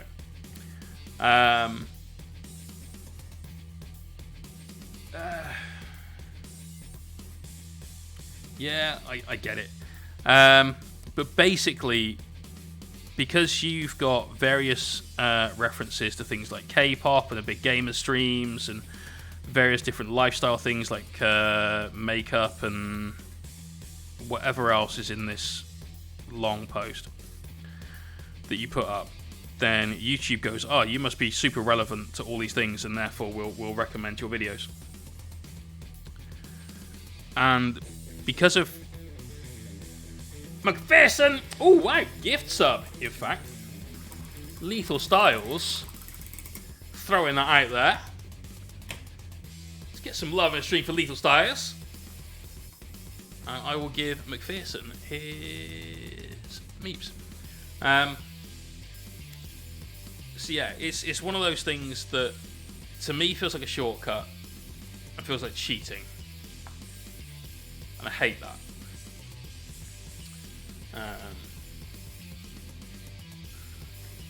Yeah, so I understand that I should do it while it's there to try and get an extra few or extra few hundred, maybe, subscribers on YouTube. But it's that shortcut. It's the same as the path to partner here. Right? I'd love to be Twitch partner, but I'm certainly never going to be the guy that when people come in from a raid are like, oh, could you please refresh your browser and remove the raid tag, and cheats the fucking system. I'm not about that life. And I think the streamers that do things like that, they're going to end up basically breaking it and making it harder for everybody else. So I wish that nobody did that.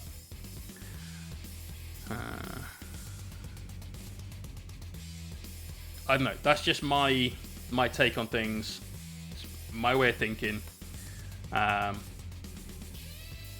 You already do makeup tutorials. You're doing it now. Bit of eyeshadowing, some skin pigments, all the powders, mate. Yeah, puts a strong foundation on stuff.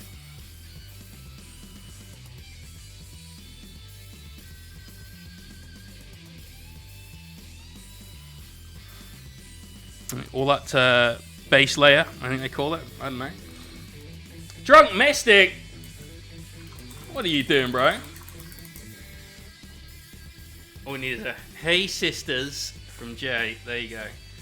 Drunk Mystic, absolute legend. Throwing out 2 gift subs to Normal Game.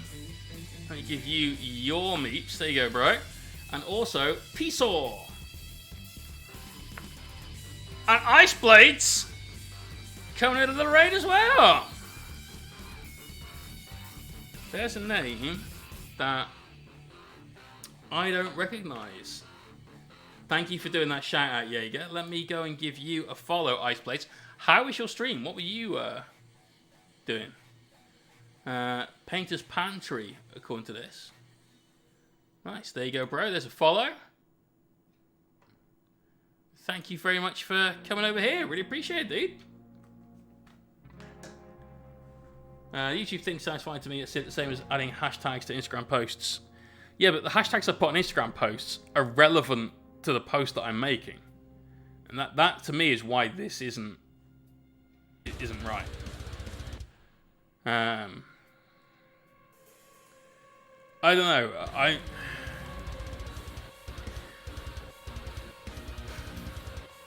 Part of me thinks that if I do it, YouTube's going to look at all this thing and go, oh, God, all you guys are assholes. Can't believe all this happened. And there'll be some bad thing that happens anyway. It's not even tags, Tilts. It's a community post that you put up that mentions all of the things that are basically the hot stuff on YouTube as far as their searches go and the things that their algorithm looks for to recommend videos to people. So, hey, no worries, dude. How was your stream? What were you working on?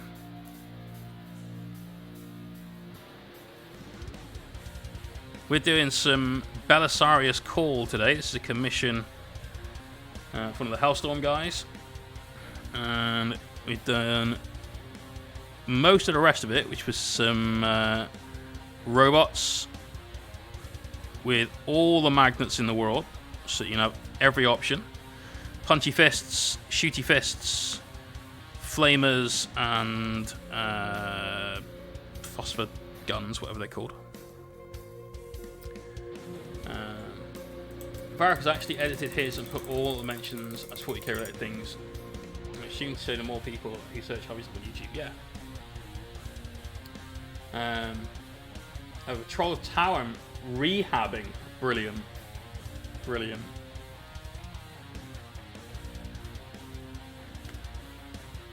So, yeah, for me, whilst it's probably one of those things that might get me a little further down the road a little bit faster, it just feels wrong.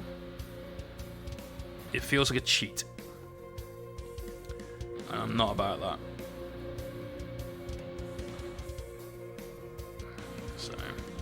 So what it does mean is if you don't already subscribe to me on YouTube, please go and help me out, because I'm not going to cheat like everybody else has done. We'll do it the old-fashioned way, word of mouth.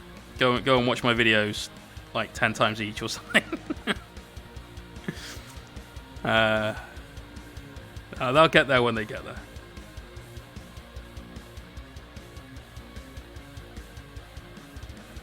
So how are you getting your time through rehab? Are you gently weaning them off shield drones or something? He's like, no savior protocols for you. That's enough now. Go back to bed, Timmy. Is it that? I found a robot's really easy to magnetize for the right size magnets. It's the Cerberus that really get tricky and tiny. Yeah, the robots are a piece of piss. A little bit of green stuff, and you're away. Mohawk going for the grind on those YouTube levels. Yeah, man. Do it the old-fashioned way. Timmy.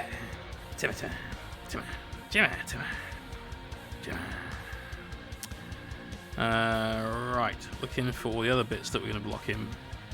Like this little doodad. I like to think that all these little things he's got up here, these springs, are just some sort of pneumatic piston. And it does nothing, it just goes up and down. It's there for a visual effect. Dunachan, thank you very much, bro. Yeah, Tim S. Bruce emote. Mate, we are... Oh, wait, have we got one more emote slot? I think we've got one more emote slot. Basically, we need to be partner, and again, not taking a shortcut there. We need to be partner to unlock much more stuff. So the badge for 2-year subscriber, you need to be a partner for. So we will have a go at the Path to Partner thing again. I've never applied manually for it. Alright, so the way it works is when you get the Path to Partner achievement, Twitch does like a quick audit on your channel. And if you're good to be put to partner, they'll do it straight away there and then, automatically. But that's the only time it happens automatically. After that, you have to apply. And there's no limit to the amount of times you can apply, but let's be fair, if you spam them with it, they're going to tell you to fuck off.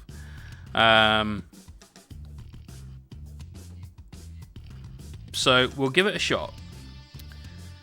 I'm going to sneeze. Phew! Oi! Pull that.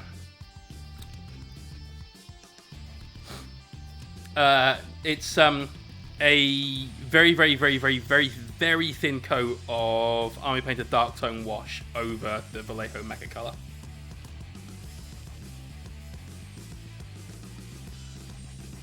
Oh, thank you. Oh. I need a sprue throwing a moat for my stream. Yeah. But we need a Timmy spruce. We need a Knight emote first. That would be a good one. That would be a good one. We've got the Knight badge. But that's what I was saying, wasn't it? So, before the sneeze, the badges, you can only unlock more than a year's worth if you're partner. And emotes, we've got 4. And I think there's a way to get a 5th one without being a partner. But we might be maxed out.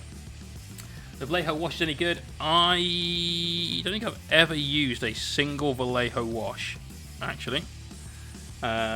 Army Painter washes, for me, that's where it's at. I've got some from Scale. Their blue is really, really good because it's a very bright, vibrant blue. And most washes you find are somewhat darker, desaturated colours.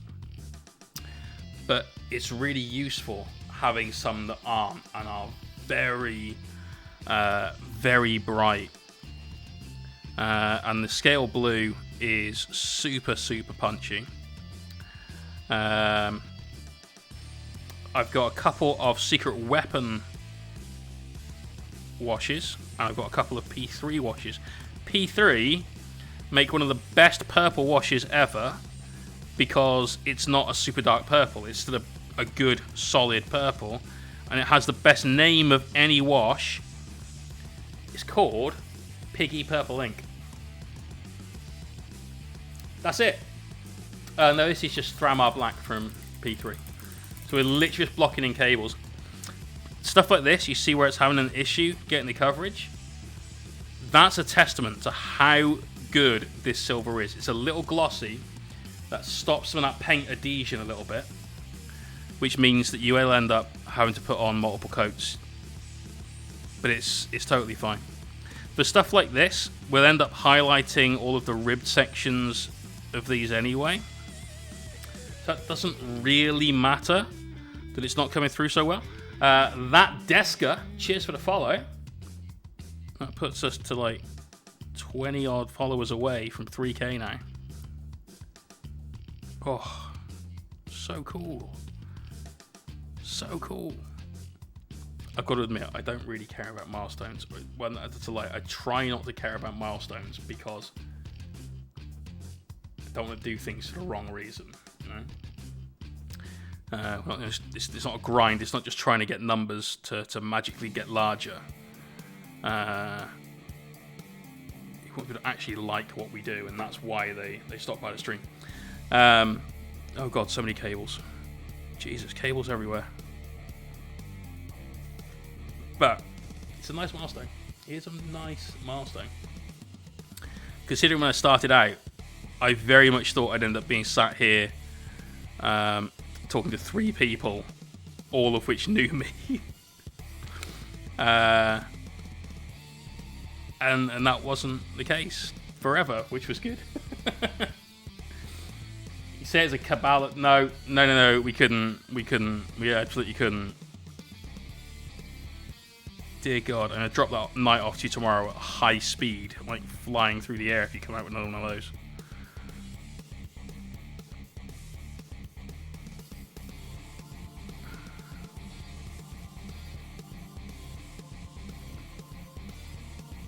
This is my favourite thing, though. This right here. Instead of just controlling this, he made a hand and attached it under the gun and put the controls to the gun on the underside of the gun. Do you have any suggestions for desk lamps to get?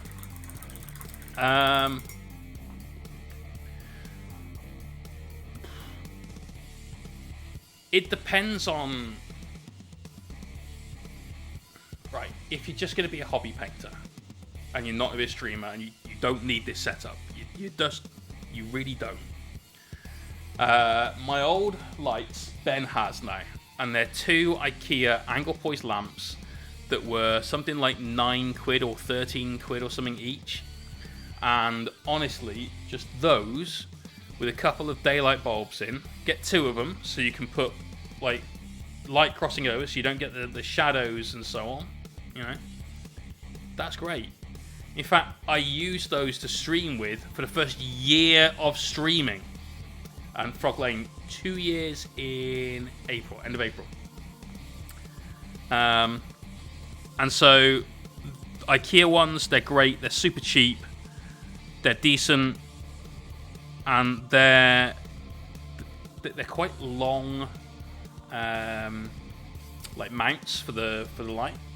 So you don't have to worry too much about the light just not being able to get to where you want it to shine.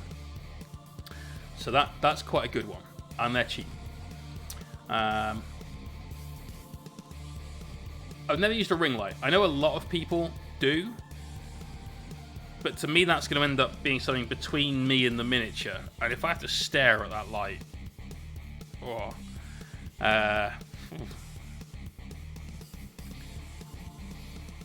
you know the answer to how does Vallejo Monocolor Scarlet compare to Evil Sun Scarlet?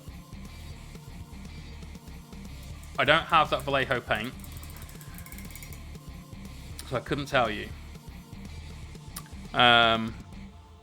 Cador Red from P3 is where it's at, though. That is an ever so slightly stronger version of Evil Sun Scarlet. I didn't think I'd ever replace Evil Sun Scarlet. GW do a few things really, really, really well. Flash Gits Yellow is one of them. Evil Sun Scarlet is another. But it appears that P3 have just pipped them with that Cador Red. Arches of LEDs. Yeah, I've seen that. I use 2 LED light panels. So this is the panel. Very bright, as you can see. It's got a couple of dials to change both the brightness of the light and the temperature of the light. So you can go from like a blue light all the way to a warm yellow light. I tend to keep these set to about halfway between the 2, and the power turned right up to full. And I've got 2 of those. And these are really, really good lights, because sometimes when you're painting something, you'll need a colder light or a warmer light to be able to see it better.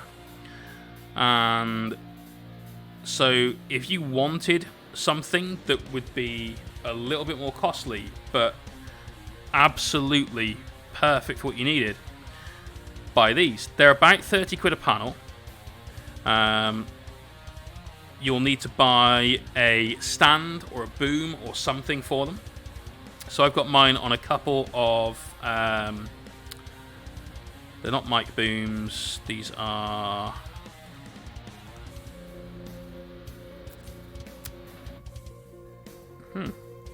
I think they might be cheap mic stands.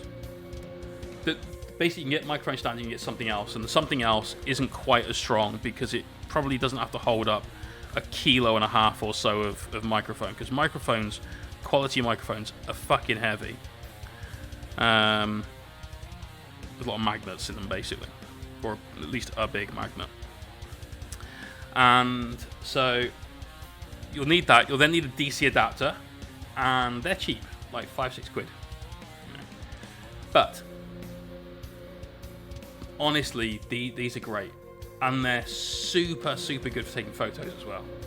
So if you're someone that wants to put photos of your stuff up on Instagram or Facebook or Twitter or Bebo or I don't know, whatever, then something like this is really going to go a long way towards helping you with that as well. These are newer light panels. You can find them in the photography section of Amazon. They are on Prime, and they're well worth the money for me.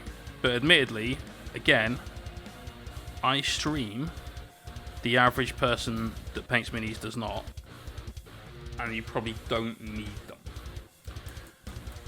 them. Sakharam, that's really interesting. Why do you think it helps control the shakes? The magnifying ring light I've got, but I do hit it with the back of my brush all the time. Fair. See, I'm fortunate enough my eyes, while they're shit, and they are super shit, surprised I can actually get my contact lenses still in and my eyelids closed around them. For this, we're perfect vision, which is mad, but I guess I'm lucky.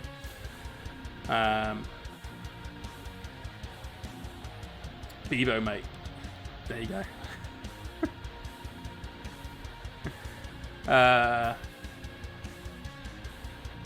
So yeah, definitely these lights are great, but you probably don't need something like this. Trench XC, cheers for the follow. Winter Newton Series 7 higher numbers are expensive. To get a good brush, that price really justified. Like the one is £12 on Jackson's. The reason like the 7 costs so much is because you've got a brush that's this long, and it's about that fat, and it's less that it's so good, but more that to get that brush to retain that point requires using the absolute best bits of fur from the tail of that ferret or weasel or whatever they are. So you might have to use many animals' tail hair to get to that, which means that there's a lot of material cost in there. Can I vouch for the quality of Winsor & Newton brushes? Fuck yes. Fuck yes. Each one of these size ones lasts me around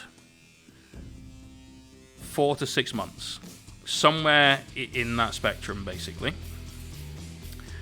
And during that time, every week, I paint between 50 and 80 hours. Some of that is with an airbrush, so obviously the brush itself isn't getting a battering all the time. But I only replace my brushes because I use them so much that I basically am snapping the ends of the bristles off and the brush is shrinking a tiny bit here and there. They still have a perfect point, but they're not quite as tight a point as they were when they were new, and that's why we replaced them. If I was just doing watercolours, which is what the brushes are made for, well, created for, then I probably wouldn't ever need to replace the brush. I did have the same light that Mohawk was talking about for IKEA. They're not bad, not something cheap and cheerful. Yeah, they're decent. I used them at my old place for a couple of years. I used them here for about 8 months or so before we started streaming, and it was in a year or so of that. So I got good use out of it. As the iPad Sable brushes, how do they compare to Winsor & Newton besides being less than half the price? I haven't used one. I do quite like the iPaint Hobby Highlighters, which are Sable, for doing oil work with. But I'm telling you now, man, I've used a lot of good brushes. Artist Opus, I have found to be terrible. I've used many of them, and they've been pretty universally short-lived. Not as short-lived as a GW brush. You know, you get more than 5 minutes out of it before it dies, but certainly not what you'd expect from a quality product. Recently, we tried out the Monument Games Igniter Series Bombwick, which is their Kolinsky Sable brush. And I didn't like that. Mostly because the brush tip was fucking all over the place. It was not. The brush tip was like Forrest Whitaker's eye. You know where it's meant to be, but it's not quite there. But also, I didn't like the fact that the handle was so light. I like these; they're ever so slightly heavier than your normal brush, and that's because they don't skimp out and give you hollow fucking handles. That really annoys me. I don't know why. How much could you save for someone hollowing out the handles? You're paying someone to do extra work instead of leaving a little extra bit of wood there. I don't understand. What else have we used? We've used the Citadel Artificer ones.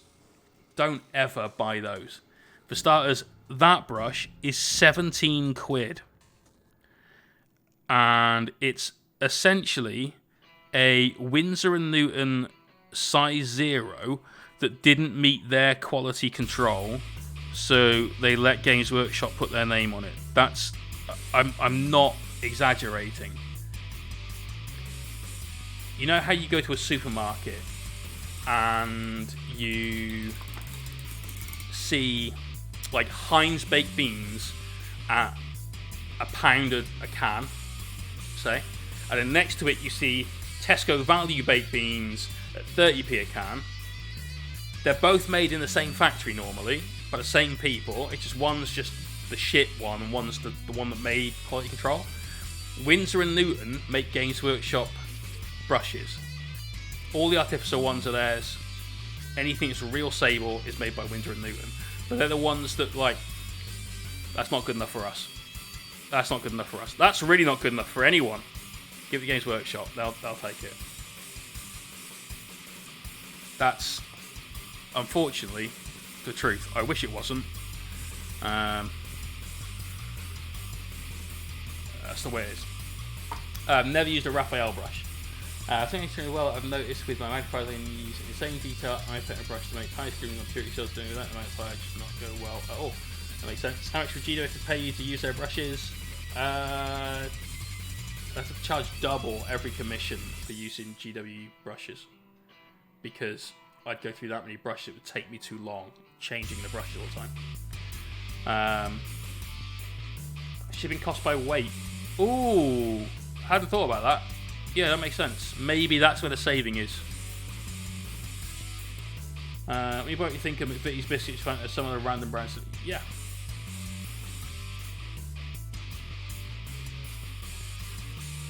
So the whole like single hair brush thing, I don't get it. I literally paint eyeballs with this.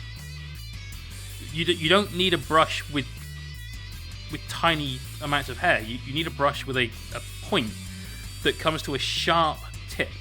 So this has got. No, it's going to be a bit of a pain to get the zoom in on this. So no, not the board behind it. The brush in the hand, you fuckwit. There we go. Look at that point. Alright. You have the ferrule, which is the metal bit. Then you have... I've got something I can use. Put behind this. That's not bright white. That's the problem. not really. Okay.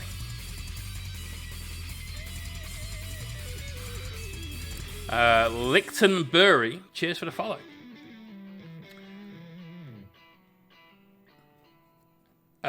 Tilts, I have a box, but I mean, it's not going to keep it dust free.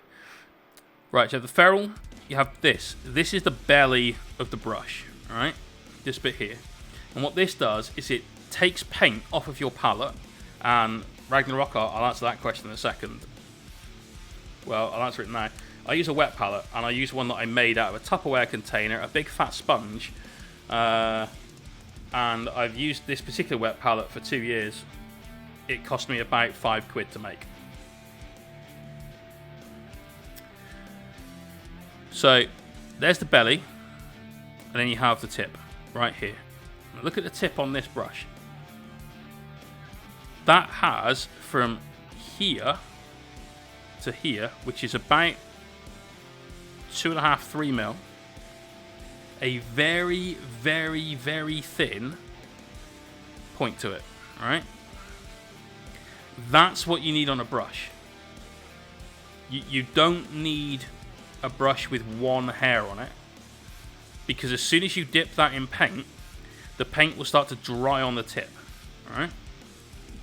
What you need is something that's got a belly to it that will help pull up the paint, because paint is in a large, I mean, certainly in comparison to one bristle brushes, a large supply there. It won't dry as fast, which means that you're not going to get that thing where you dip your paintbrush in your palette, go to the model, and it's dry.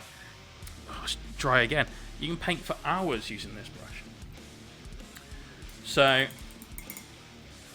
definitely, you just need to have a brush with a decent point on it, not a brush with just one bristle on it. There's a good tip with the right curve on it, not bent like others.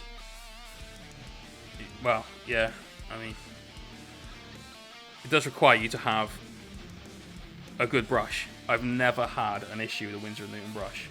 Like I say, mine get replaced because they use so much that they wear away, not for any other reason. You put some, like, baking paper, yes. So I've got some paper towel, just a normal, like, everyday paper towel, Blitz paper towel. And then on top of that, it's some white baking paper. So baking parchment, not greaseproof paper, not wax paper. If anyone is in the UK watching this, go to Wilkinson's and get the white baking sheets, and you'll be absolutely fine. Didn't catch the name of the brushes you use. Exclamation point brush. In fact, Des has done it just there, bro. Change to wet palette was night and day, and how long paint lasted. Yes, absolutely.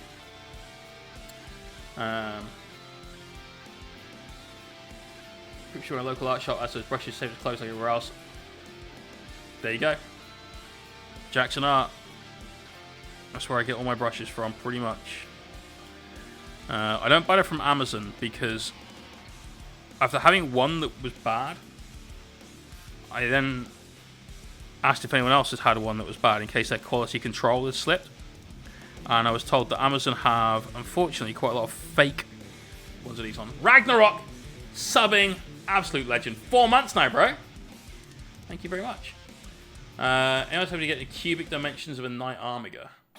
I mean, I haven't got a tape, but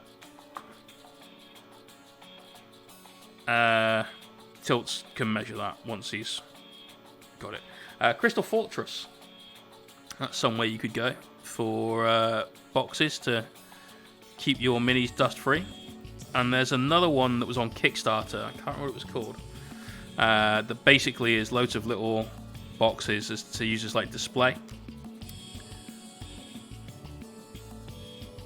But the base is a 100mm round base. Can I make a suggestion? Most want me using Green Stuff World Gold Series brush. Size one phenomenal. I haven't used it.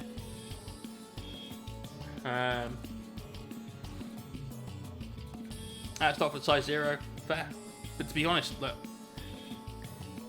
I think maybe 4 times last year and one of them was to paint an eyeball on a Chaos Lord, that using this brush we'd done a fade from red all the way through to yellow on the Blackstone Fortress Chaos Lord. Size 1 is perfect for almost everything. Give it a shot. Don't be afraid of using a larger brush. Like I said, it's all about that tip. Keeping your tip in good quality. You know, keep it clean. Make all the jokes you want. Keep them dirty because they're the best kind of jokes. But that's where it all comes down to, is looking after the brush. Having a brush that will do the right job. Doing size 1 or 2 for most paint jobs, yeah.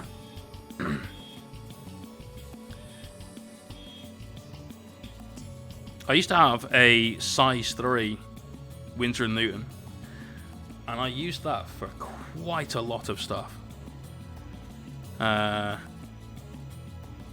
Because it worked. Like, if you just need to base coat stuff, and then you just do an armor trim, you can load the brush up and just get on with it.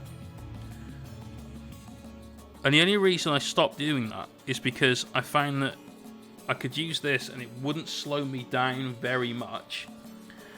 But I also just had one brush to work with then. So that actually sped me up a little bit. And the difference in size, the amount of paint it could hold, wasn't really changing much for me. Also, if it's a large area, because it's me, I'll get the airbrush out. Well, I say out, it's always out, but I'll use the airbrush is what I mean to say. We'll do the joints in that gold like he's got bling. Maybe. The Dirty Bubble, thank you for the follow. Welcome. Is that Winsor & Newton brushes there? I had no idea. You're talking to somebody else. Cool.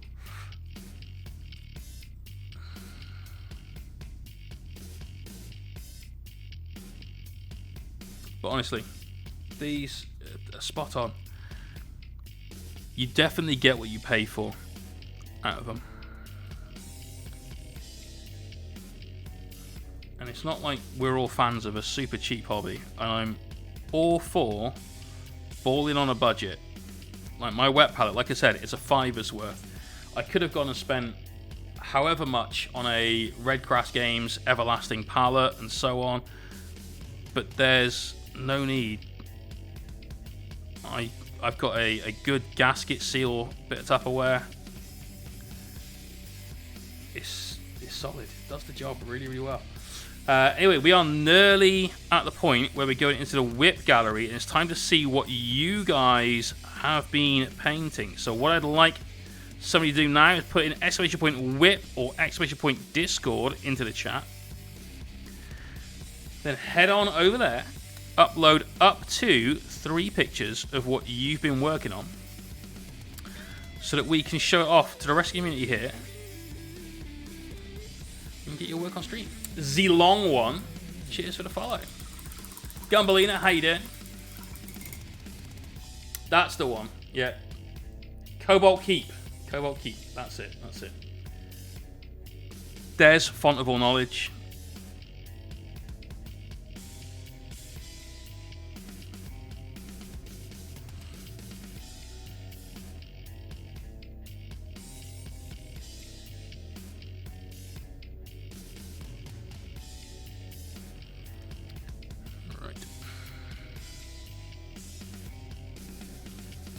Cool beans. So that's a load of black base coats done. We've finished off the robes on Belisarius Cawl.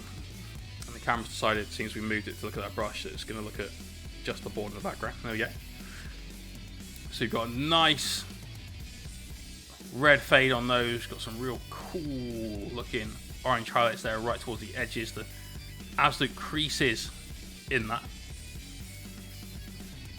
So yeah. Happy days. Good progress so far on this guy. Some Good Guy 76, thank you for the follow and welcome. Doing alright, first game of Death Guard on TTS was a mess. I won 97-37 in 3 turns. That's crazy. Titan number 4.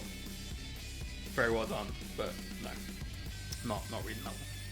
Only thanks I shared it in links a few months ago. Nice. Right then, so, with no Mortarion, I still think that Mortarion is very, very strong, but I don't think he's necessary for a Death Guard list. I think you can write a decent Death Guard list without Morty, because you have so much stuff that's just super durable that you win by playing the mission. And good luck with getting fucking While We Stand on big fat user Death Shroud. Ugh, no. Had about 3 horse. No, wait. Yeah, I was waiting for the punchline. You didn't disappoint. Right, let's go to it. It's gonna be the whip. We've got kicking us off today, Bob the Knight. Right, here we go. Time to have a go at this 295 points of pointlessness. Hey, it's not pointless. It can still shoot in combat. You know. It's certainly not as bad as it once was. And also, it's a Land Raider. That just makes it cool. And I see some Alpha Legion doors and stuff there. Makes it very cool. 3 Blight Haulers with an Ironclad Furnace, just shooting stuff off the board is very impactful. Yeah, I had to play a list with 9 of those. Any tips for painting resin? Forge World resin or 3D printed resin? Ace Adventure has asked if the Winter synthetic brush should be suitable for a beginner to get painting. Oh, sorry, I missed that one. We're actually getting to the point where chat is busy enough that I miss things now, and I'm really sorry about that. So please at me in a message. I've never used them, but if I'm honest, any synthetic's going to be okay to use to begin with. Still take care of it, but if you're looking for a synthetic brush, I've been extremely impressed with the synthetic Bonwick I have. So that's the blue one. This guy. This is actually a really, really good brush. This is their size 2, and if I'm honest, I think this is way better than their Sable.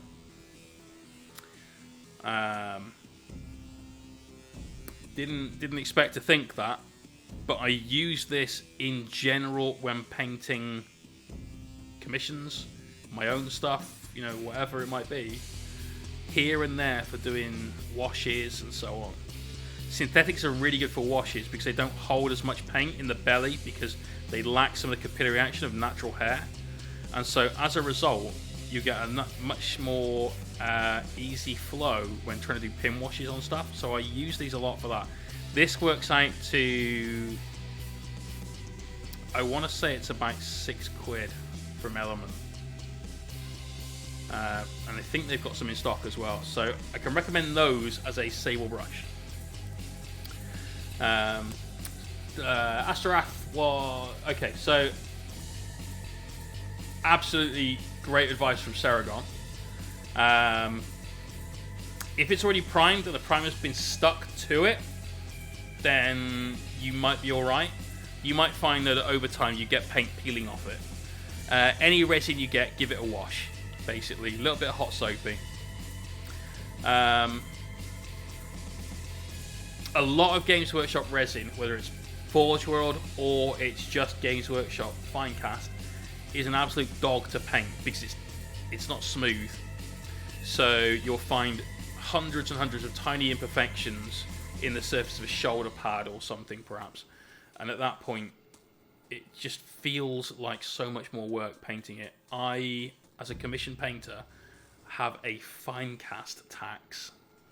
If somebody wants something Finecast, it costs them more because A, putting it together is a pain in the ass. B, painting it is not fun. And C, you get halfway through and you find something that shouldn't be there. You've then got to take out, clean that area back up, reprimer that one bit, and then work up some layers again. I fucking hate it. So have fun with Astaroth. You'll be grim by the time you're done. Right, Timmy Sprues. Timmy Sprues is magnetizing a Land Raider. I like the fact he's used some sprues there to... Oh, God. Just how second-hand is this Land Raider? Have you've had to pull the doors off that. That looks rough. And please tell me that is red paint and not Timmy Sprues made it slip. So, Plankwalker, hi if I didn't say hi earlier on. Good work. Try to sort out support for the magnets and try not to super glue myself to the tank. Great. Just make sure all of your magnets got the right polarity on it. That's all. Bob the Knight, it's only your skin, dude. It'll grow back. I mean, it might. Drunk Mystic, here we go. It's a bit clunky in places, but airbrush work on Cloak I'm quite happy with. Has never used an airbrush on me this small before. Dude, that is good. That's real good. So you've done exactly the right thing there. You've got a small space, and so you've upped the contrast. Yeah? You've gone dark right through into a very bright sort of pale green blue. Looks wicked. Really, really well done. Just finding my cheap notes are ones hooking away. It's only 3 to 4 weeks old. Yeah, the Bombwick X-Adventurer I've genuinely found to be good. I still clean it using brush soap. If you think about it, it's still going to build up a residue of basically plastic, which is what acrylic paint is, and getting rid of that is going to be key. The whole hooking thing, a lot of the time, that's down to the brush. Some of the time, it's down to how you paint. It could be you're using ever so slightly too much brush pressure. So instead of just touching the brush to the surface of the Mini and painting down it, you're sort of pushing a little bit too far before doing your brush stroke. And that can be an issue. Some good guy, try Frontline Gaming.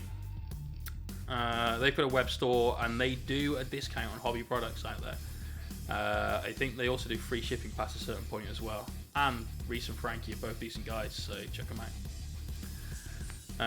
But Red Oxide. I love Dettol. I hate stripping minis with it though. But I love the smell of Dettol because it reminds me of getting tattoos.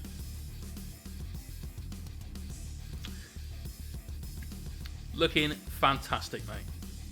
Honestly, really, really good. And there's a nice smooth transition you've got in there as well.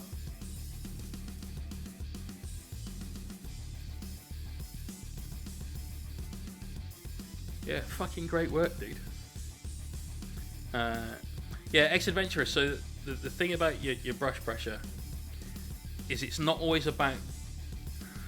Oh, this is going to be a conversation now. Right, let's get to it with Cawl and this, right?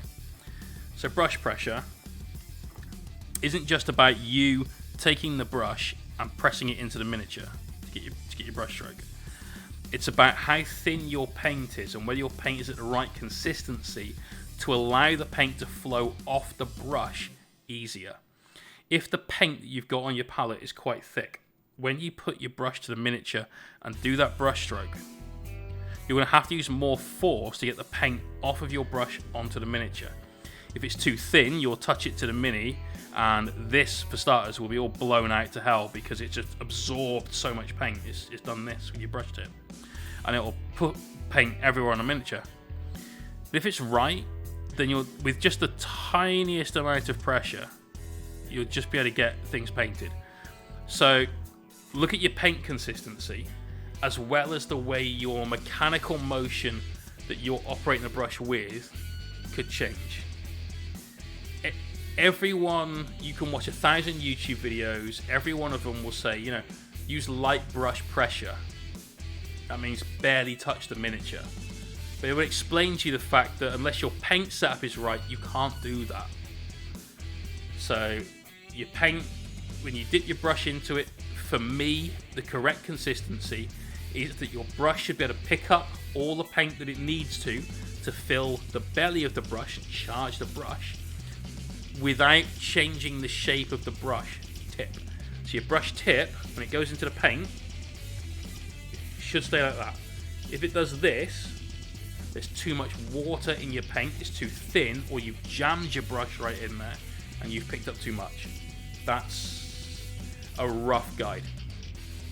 So this is Ice Blades 06. This is the Tau patrol that he's been rehabilitating, he said earlier on.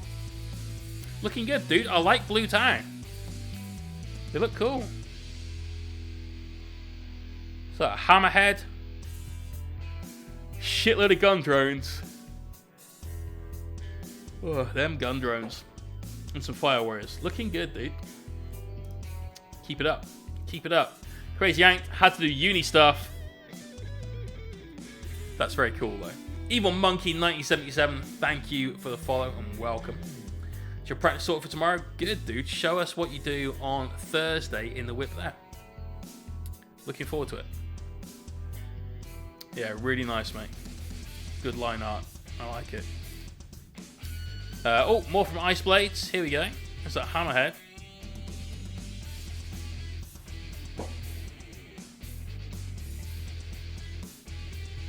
That is a very smooth blue, and it's been brushed on, so well done. Difficult to do on a large flat surface, especially when it's got that concave element to it. Right pain in the ass, but well done, mate. Infamous Nerd, Ogre Boy painted up. Think I need to do once over with some light greens to help with the darker skin color. Definitely, bro. Definitely. Everything here is a kind of muted dark color. And so adding something bright to it, giving you as a viewer a point of interest to focus on is super, super important. Face, shoulders, hands, chest area could definitely do with some bright green. I think bones, like a bone necklace hanging around his neck, that could do with some brighter bones. Again, help draw your eye to it. And the rock, get some lighter greys going on there. You know, that's the highest point on the miniature. It's going to be the brightest part of it. Yeah, Saragon's blue tower are very, very cool. So yeah, pop some highlights on there. Get that jumping out of the mini a little bit. You know, just completely lit up the background there with that. These lights are powerful. Right, price finish painting. Converted Iron Boss. Oh, this is the RTLW mini. That green. So that green, a little too bright for that. But look at the difference between the muscle groups that we've got here, where you can see where one starts and then one stops because of the sculpt, and the muscle groups we've got here, where you can see where the paint has helped to accentuate those shapes. Toonie Spruce, peace out, bro. Right, bright green, that's tactically the right choice. Burn your enemy's retinas out and cause them to vomit everywhere. I mean, bright green Tau, super cool. This is great work, dude. That is some quality check works on that flag. Yeah, tasty. I like what you've done with the horns as well, the reverse. Always good to see.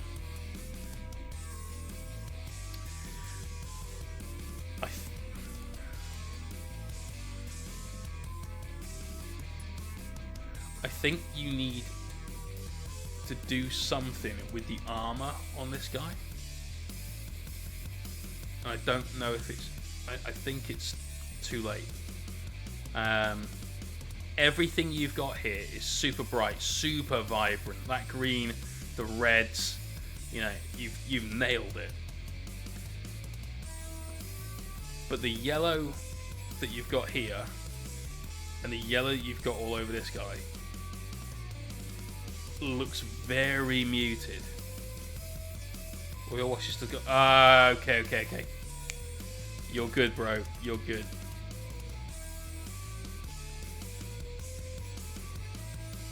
I can't wait to see it after that. I love what oils do to a model. Look at that green. Oh, such a good green.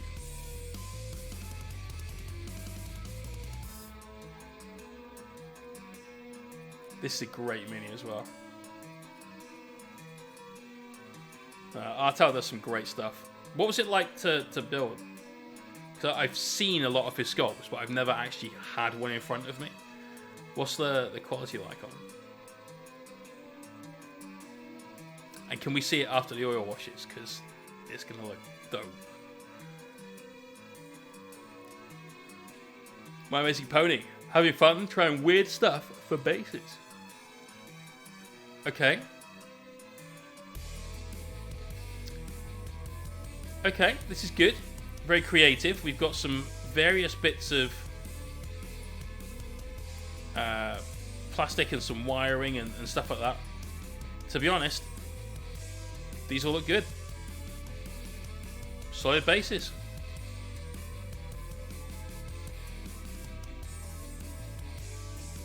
Super brilliant. I did wash it. Wasn't very oily to begin with. Mold lines, barely any. Damn. That's impressive because these are hand cast as well. Fair play. Thought I'd join in. I've been able to chill with you on stream all of tonight and between my stream and yours. Got this old school Harlequin in old school scheme almost done. I had this one. Yeah, I actually had one of these. His mohawk is fucking epic.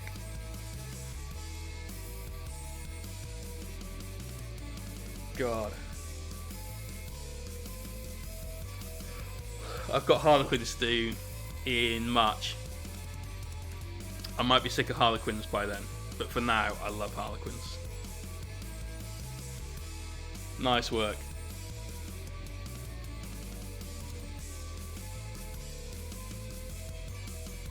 God, that pink is a bit out there, isn't it?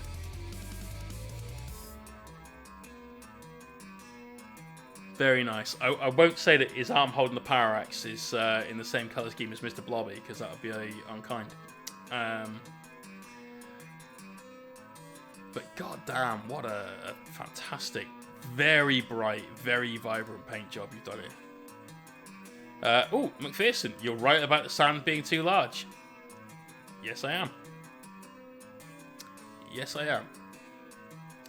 I wish I wasn't, because it would make everyone's life so much easier if that wasn't right. But sand and PVA glue do not fit in the same sort of world as a 28mm miniature. They just don't. So, found Salted Black on eBay for 85. Dear God, we go for it. They're all unpainted or on sprue. You've got too much stuff to paint. Don't do it. Baking soda works. Baking soda and super glue is a good way of doing it. I prefer using powders, so things like this on top of some ultra fine sand that Rival Crafts use and some Vallejo pumice. This is a very, very fine texture on this base. By the time we've painted it up, by the time we've got all this going on, it will look very natural and very much like a real world in terms of scale. So I have to throw some stuff to let you guys know how awesome you guys are. Wait, I have to throw in some stuff to let you guys know how awesome you guys are at this. Seriously, you guys are so good. Hey, My Amazing Pony, those bases you started, that is the right track for basing. Creative basing. You will never see a base from me, ever, that's just flat. Because how boring is that? Imagine your base, this, is the frame for your masterpiece. Yeah? If Leonardo da Vinci's Mona Lisa was hung up on the wall in the Louvre by someone just taking a canvas and putting a nail through the top of it, one at each side, and letting it hang, it wouldn't look anything like as impressive as that big fat boy gold frame he's got on there. Yeah? This is super important. You probably spend 5% of the amount of time you spend on the Mini doing the base. But that 5% puts the miniature in its own little world. Really, really important. Anyway, that is it for tonight. Thank you to everyone who tuned in. Everyone that put some stuff in the whip, because that's my favourite part of the stream.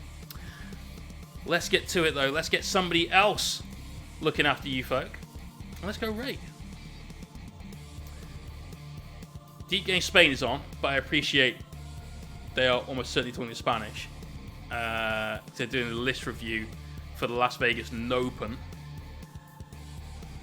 And my Spanish is good enough for 30 Sanguinary Guard. And that's about it. Let's see. Who we got? Slow Fuse is on. Malev's on. Rybook's on.